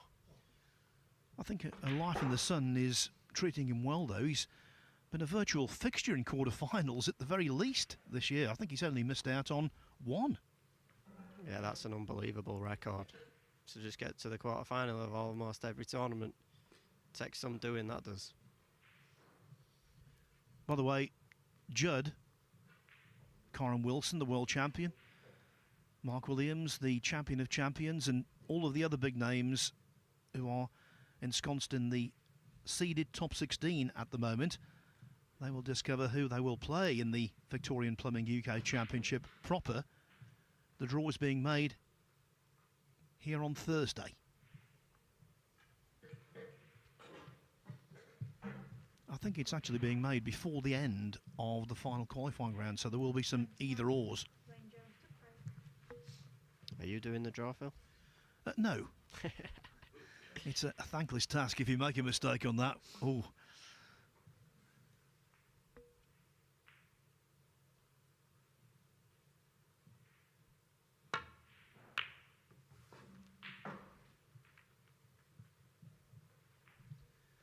And in the past, of course, there have been mistakes on the draw.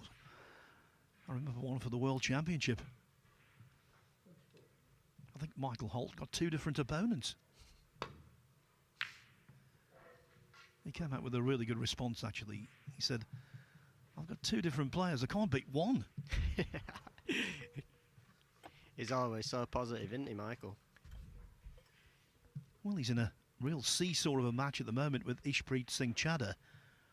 He was 2-0 down, 3-2 up, and now Ishpreet leads 4-3.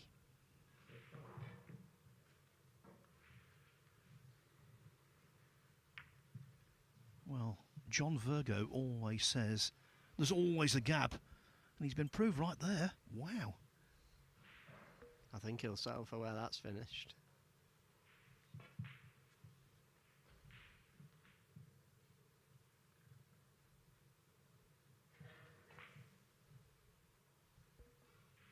If ever you're happy playing a foul shot, that was it.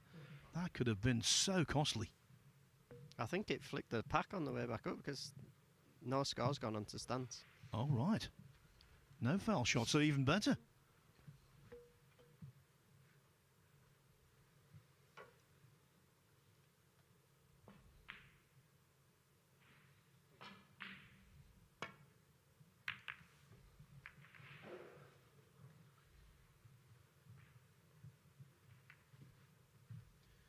The Reds getting nicely open for the first player to get in amongst them.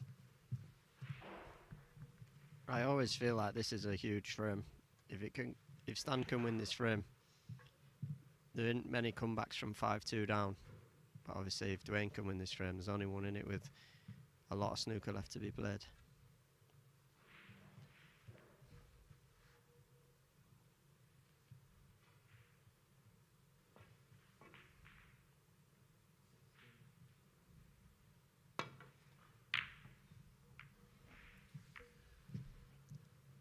Because he's won the Wuhan Open, you have to say that was the best day of Zhao Guodong's life, but surely the second best snooker day was what he did last week.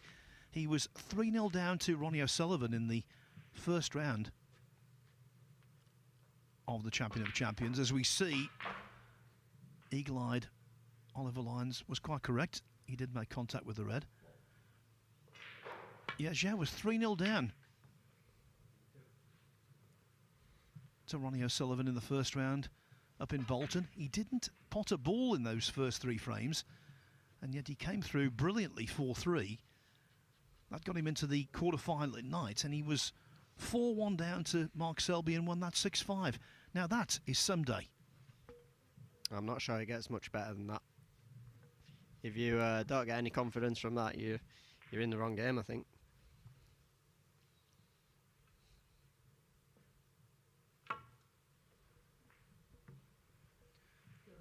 I remember many moons ago in the old Premier League at Guildford in Surrey, Stuart Bingham had to play 2 matches on the same day, and he beat Neil Robertson and Mark Selby 6-0, 6-0.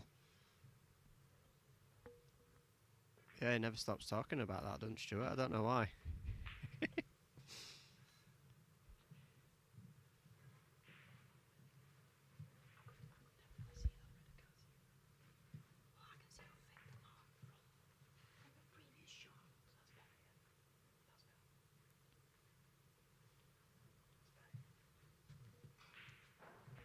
Stuart Bingham will be in action this evening, actually, as the third qualifying round begins. Taking on a non-tour member, actually, an amateur, Oliver Sykes. Yeah, he's had 2 good wins, Oliver. When you can get on a roll in these qualifiers, you can be quite hard to stop, so Stuart might not have it all his own way, even though he's probably a big favourite to win the game.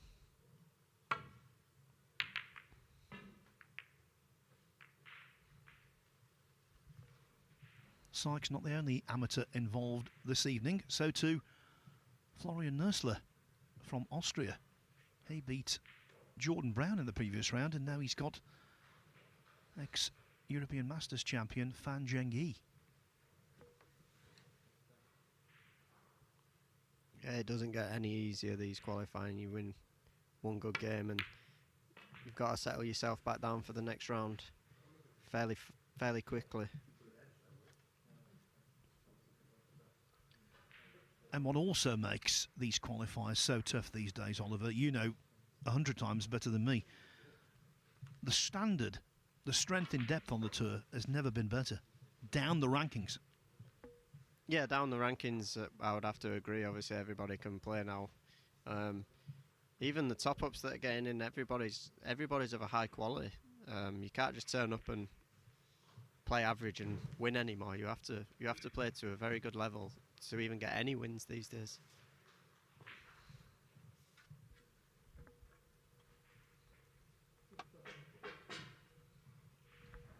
I'll tell you what, there's a great story going on table 7.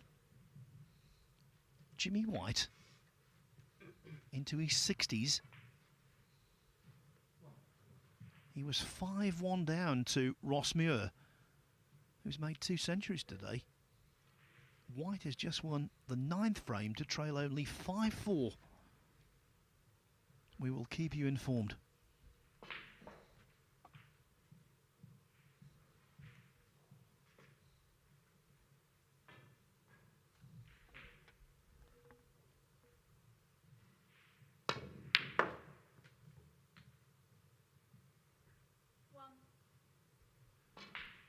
That was a crunching pot. They heard that in Derby. He probably just wanted a little nicer kiss on the green. He's only got the snooker to play now.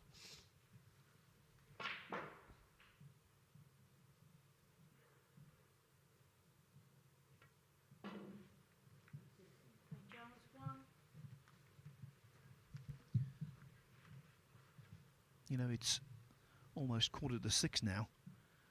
The next session starts at 7:30. So you can't completely discount the possibility that this match could be suspended before they reach a conclusion. Never something the players want. No, I always feel like in the half-2 session, if you get a couple of frames that go close, there's always a possibility that you aren't going to finish. That's why I think everybody prefers, well, I wouldn't say everybody, I speak from myself, but I prefer the 7:30 session because, you know, no matter what, you can finish it in that one time. I think yesterday's half-2 session, there was quite a few that didn't finish, maybe 3 or 4 games, something like that. Yeah, it is a tight squeeze, there's no doubt.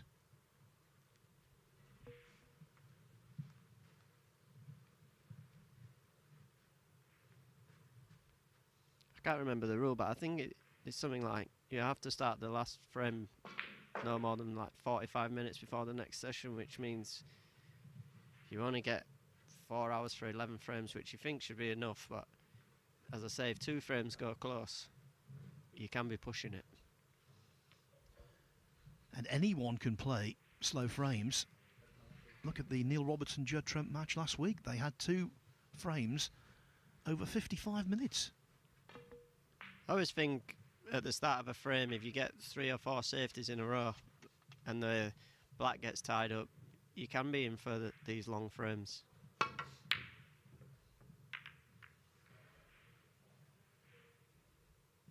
I'm just looking there, and table 3 is also in the same boat.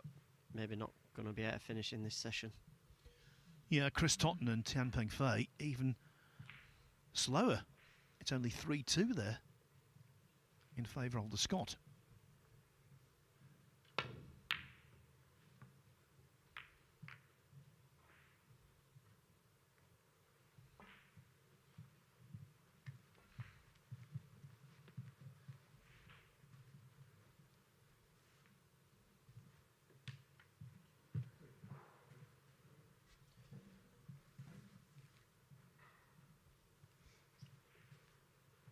On the other side of the coin, He Guoquang and Liu Hongyu both came through very quickly with 6-1 wins over Robbie McGuigan and Krish Kubazani respectively. And both of them, He and Liu, both of them played brilliantly. Liu made a break of 139. He Guoquang was making breaks for fun. Yeah, they're both very good players. Top scorers as well.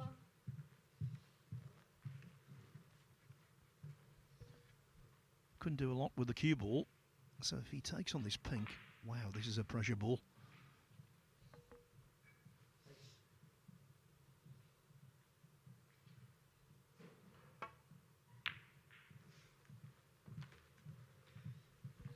Equal to the task. Young nerves.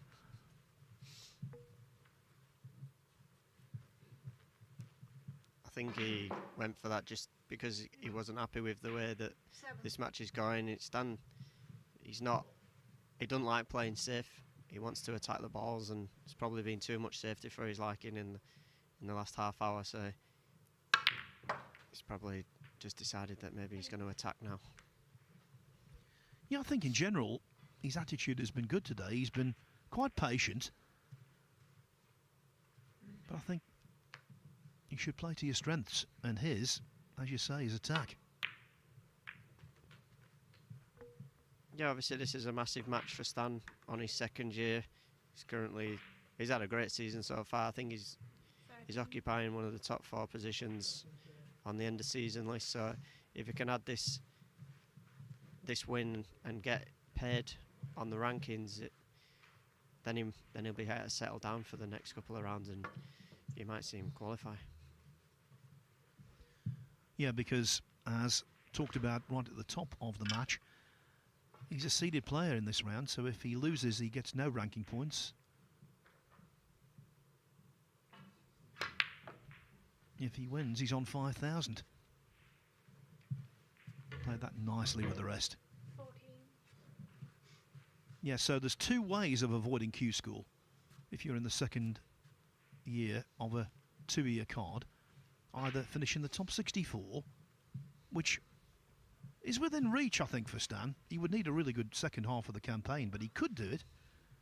Or more likely for him would be to finish in the top 4 spots on a one-season list for players who don't make it into the top 64. He's currently second in that. Yeah, at the start of the season, he didn't have a very good first season on tour, which is understandable. You're just learning the ropes, and it can get on top if you lose a few games. But this season is really coming to his own, and he's starting to, well, prove to everybody, including himself, that he does belong on the tour, and he does belong probably in the top 64. Yeah, and he's good for the game. You want an infusion of youth.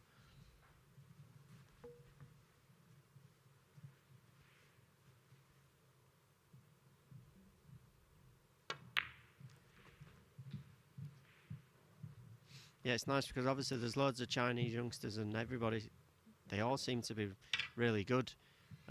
Practice a lot, so it's nice to have someone from Britain that's young and that's going to put the challenge up to the young Chinese boys.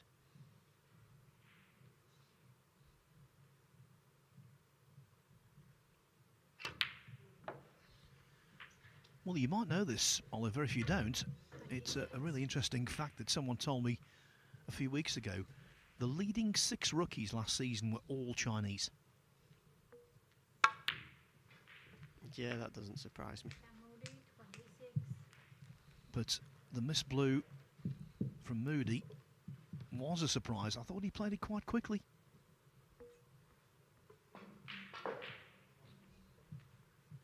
Yeah, he played the shot before quite quick and left himself that long blue, which obviously you've got to be confident to leave yourself a long blue in the first place.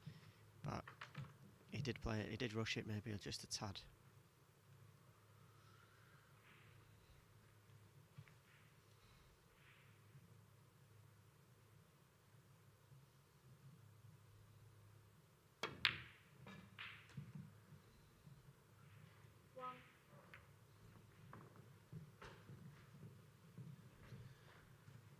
Another point about the rise of China as a snooker nation.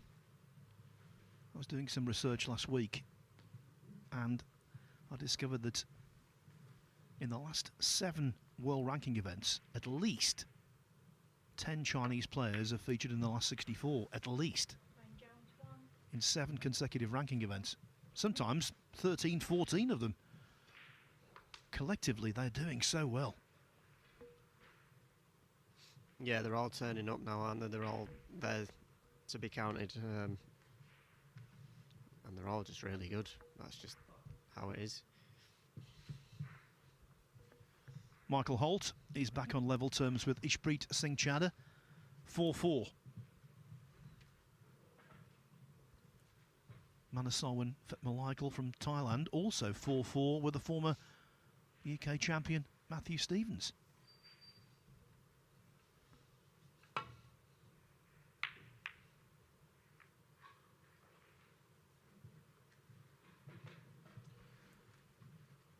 There's the man in question.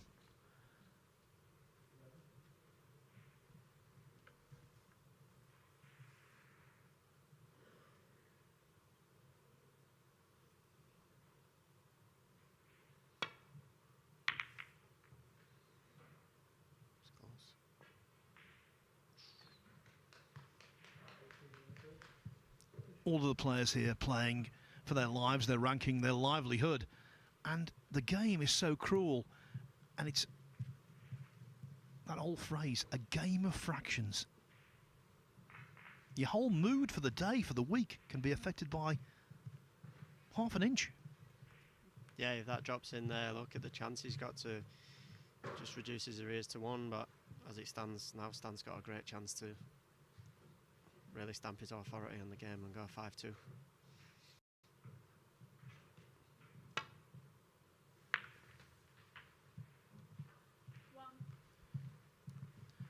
I must ask you this, Oliver. Of all the victories you've had, what was the most satisfying?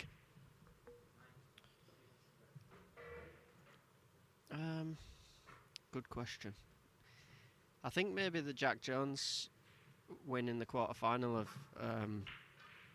the British Open a few weeks ago.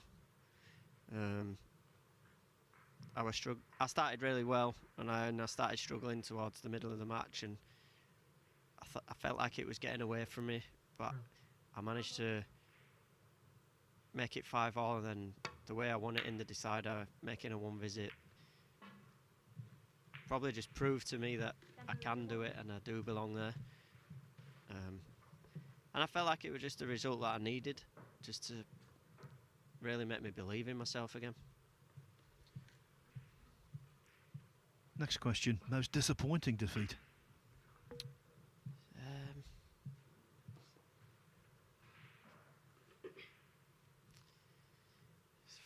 I've had a fair few. I might need a minute to think about this one.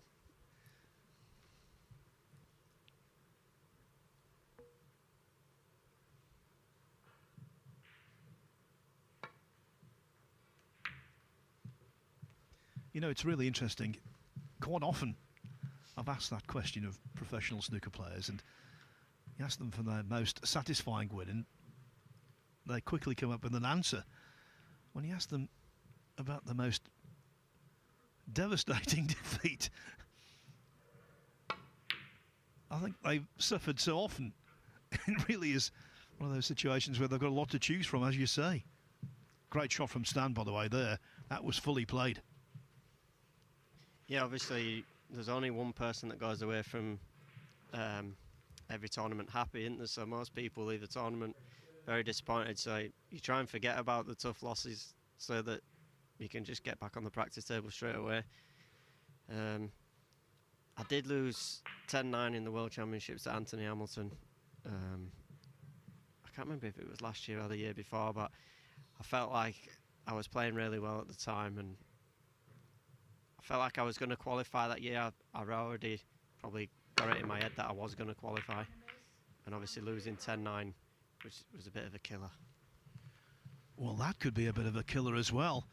Dwayne Jones chose to do what they call a Maguire these days.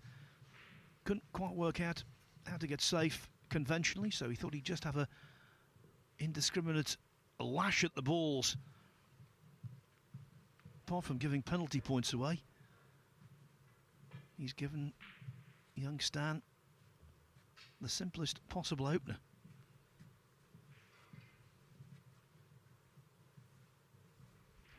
It's called a Maguire after Stephen Maguire, who played the shot an awful lot and became associated with it. And Maguire, who is a former UK champion, will be in action this evening against a very interesting character from Latvia, Artemis Zizins. He beat one of my friends from the snooker club yesterday, and he played really well.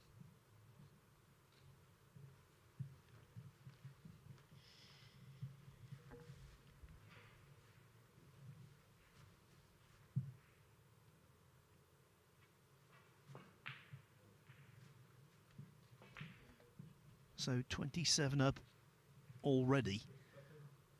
Moody would want to put the frame to bed here at this visit.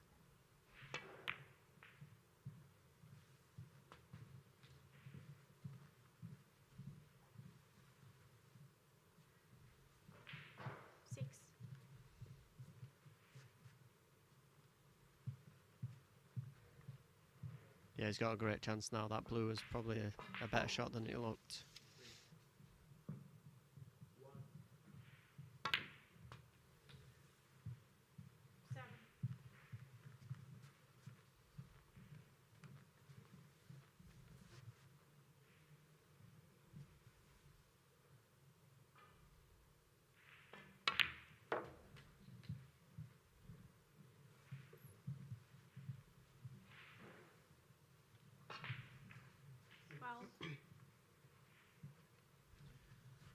I know a lot of you are desperate for news of Jimmy White. Well, there's nothing decisive yet in frame 10.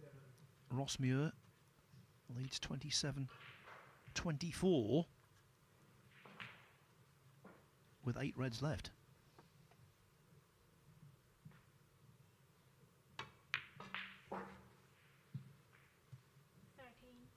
I was surprised that Jimmy wasn't on a streaming table.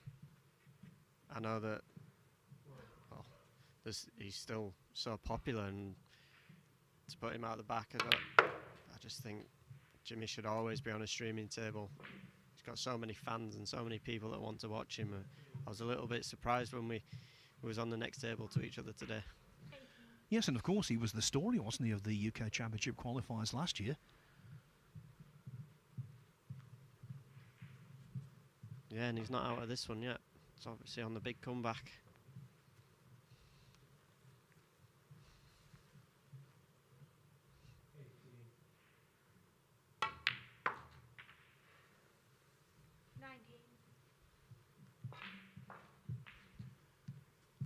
Stan Moody, 44 years, White's junior.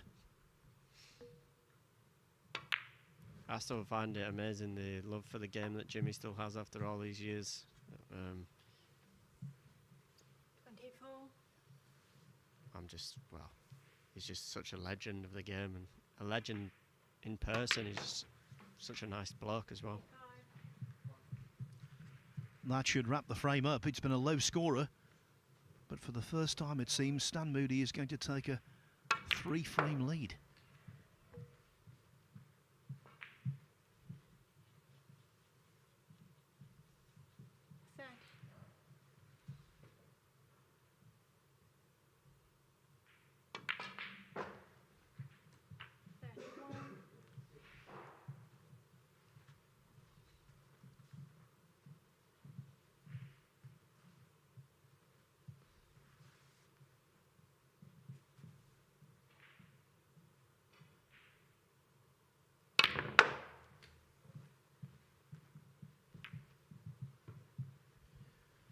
Annoyingly hitting the brown, but it doesn't really matter.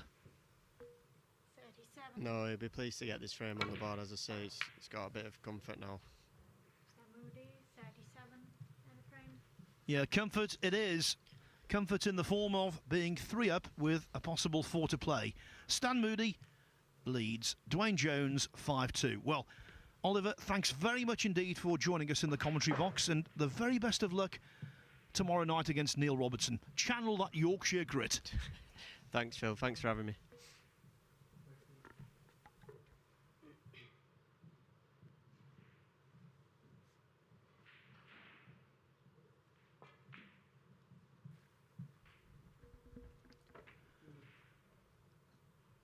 So what about the matches still going on?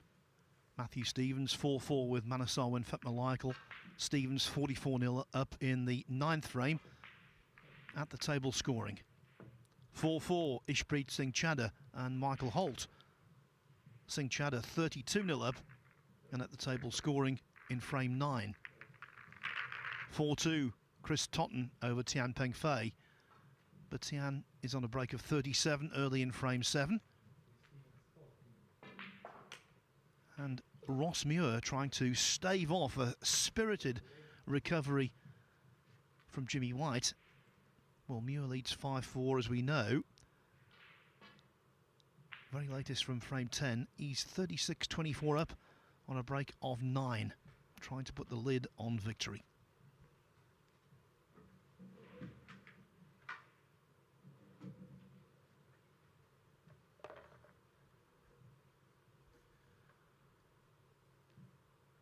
So with an hour and a half to go before the start of the evening session, there will be definitely one more frame. And if Moody wins it, he wins the match.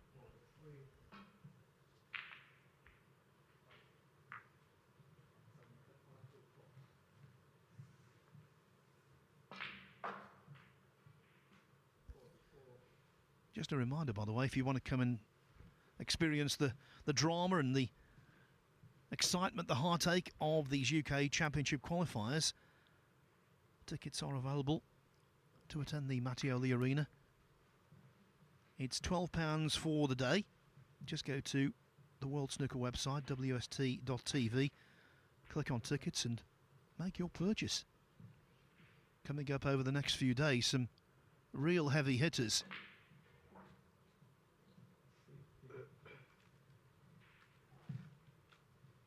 Someone recently said to me, these days there are more than 16 top 16 players.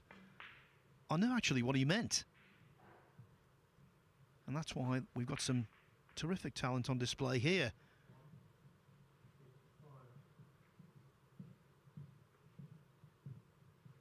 Including tonight, by the way. That entertainer extraordinaire, Jack Lazowski. He's taking on Rory Thor on this table. Stephen Hallworth and myself will be commentating on that one.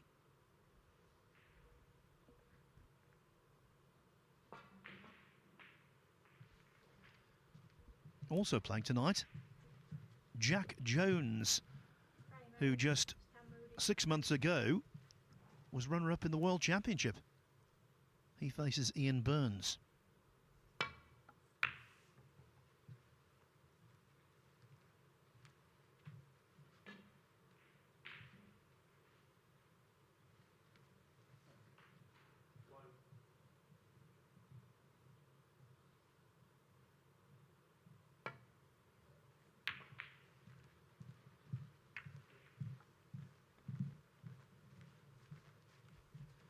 Stan Moody will be giving this frame everything. Get over the line, get a full complement of ranking points, and start thinking about his next match against Pang Junzhu.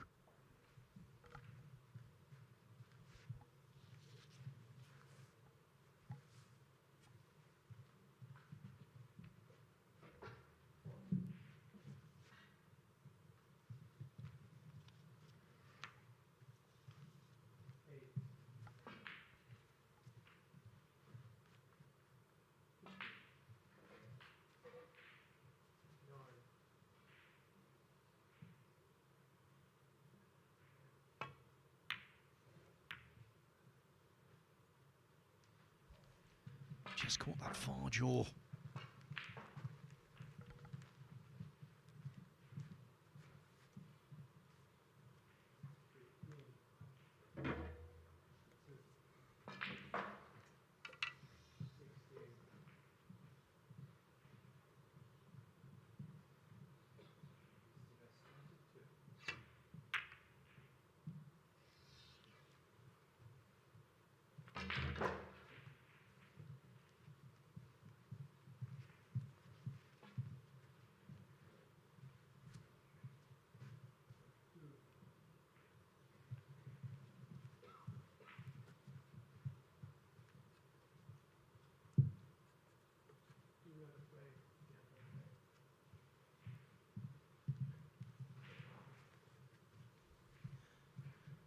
Now this is a really big shot.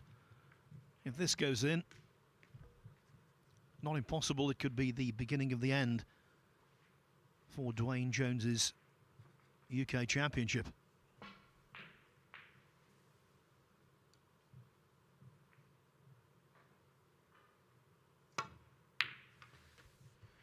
Struck that so nicely. It's been a strange mix, this match, from Moody. Excellence coexisting with some bad misses.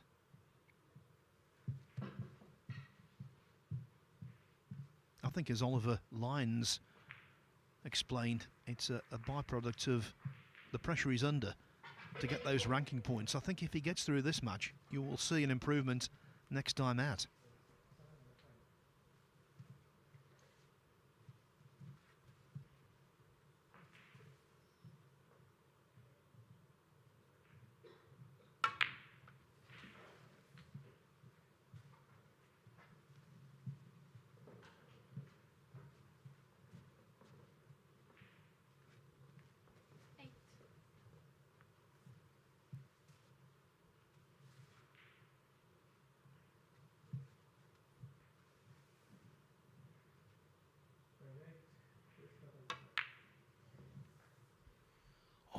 What a bad miss from Stan Moody.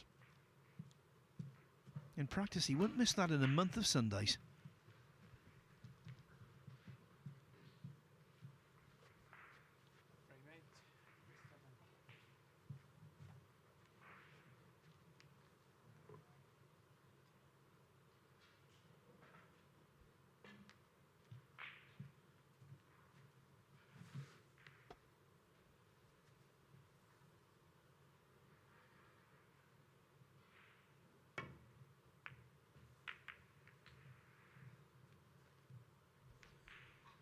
Jones wants the cue ball to stop.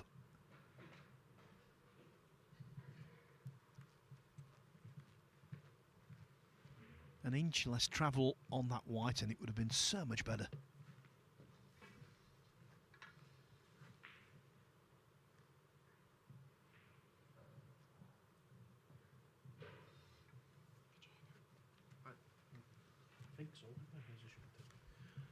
Well, Prolatina Velichkova saying to the player, did you hit it? Dwayne Jones saying, I think so. And the proof of the pudding is in the fact that he thinks it's touching.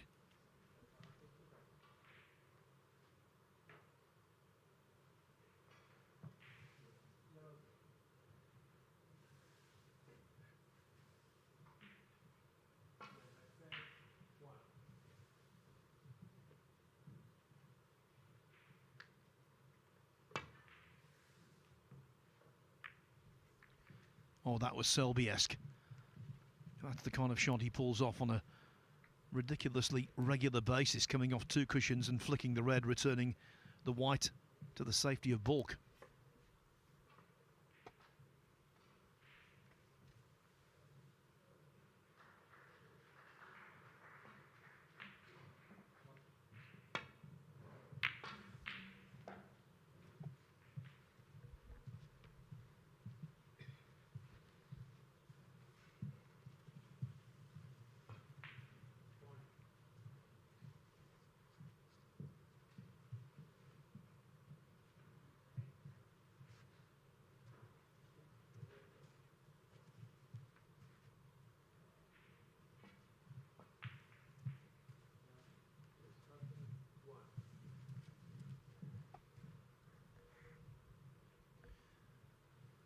Jimmy White's legion of fans will be saddened with this news. He's been beaten 6-4 by Ross Muir, so White will not be in the final stages this time around.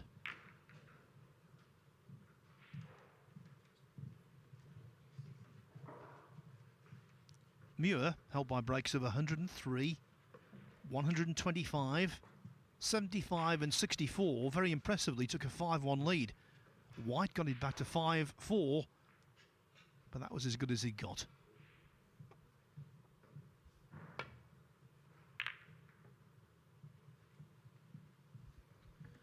Other updated scores. Chris Totten now 4-3 over Tian Pengfei in the slowest moving match of the afternoon. And Ishpreet Singh Chadha has regained the lead against Michael Holt at 5-4. Same thing for Matthew Stevens over Manasarwin Fatmalaikal.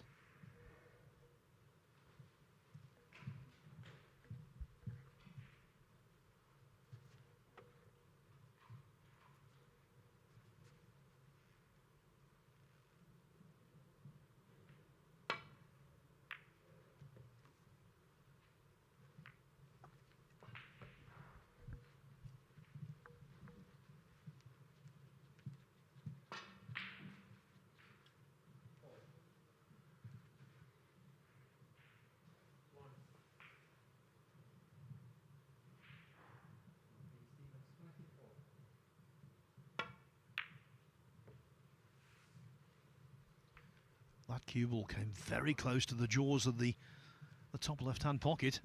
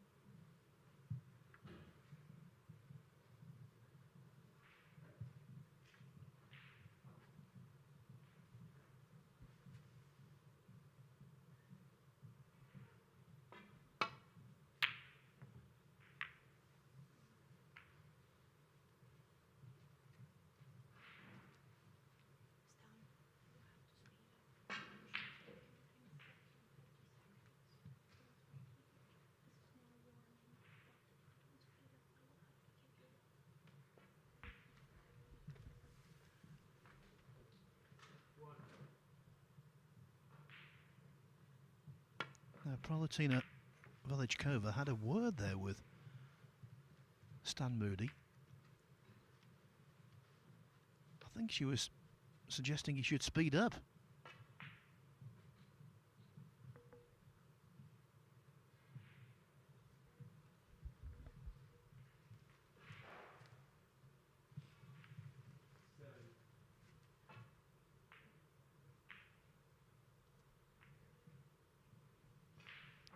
Dwayne Jones no doubt interested by the conversation.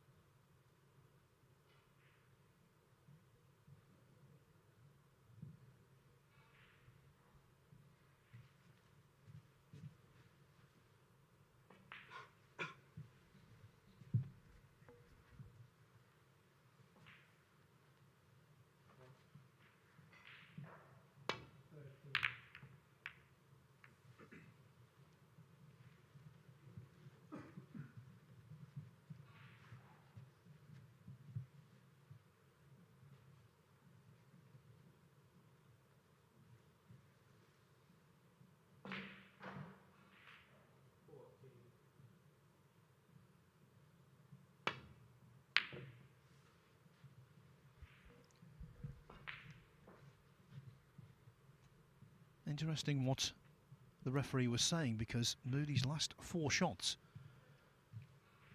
have taken 45, 39, 43 and 71 seconds. It is a vitally important match for him.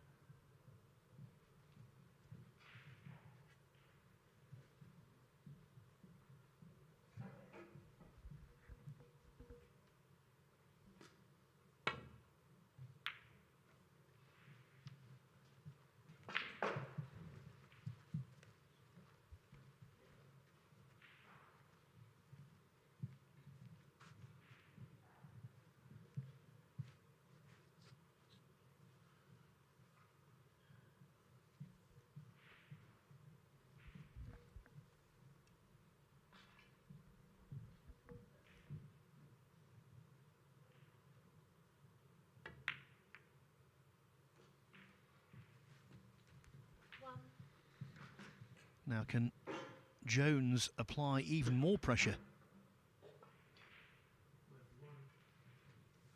Even though he's 5-2 down, he has been responsible for the 3 highest breaks of the match.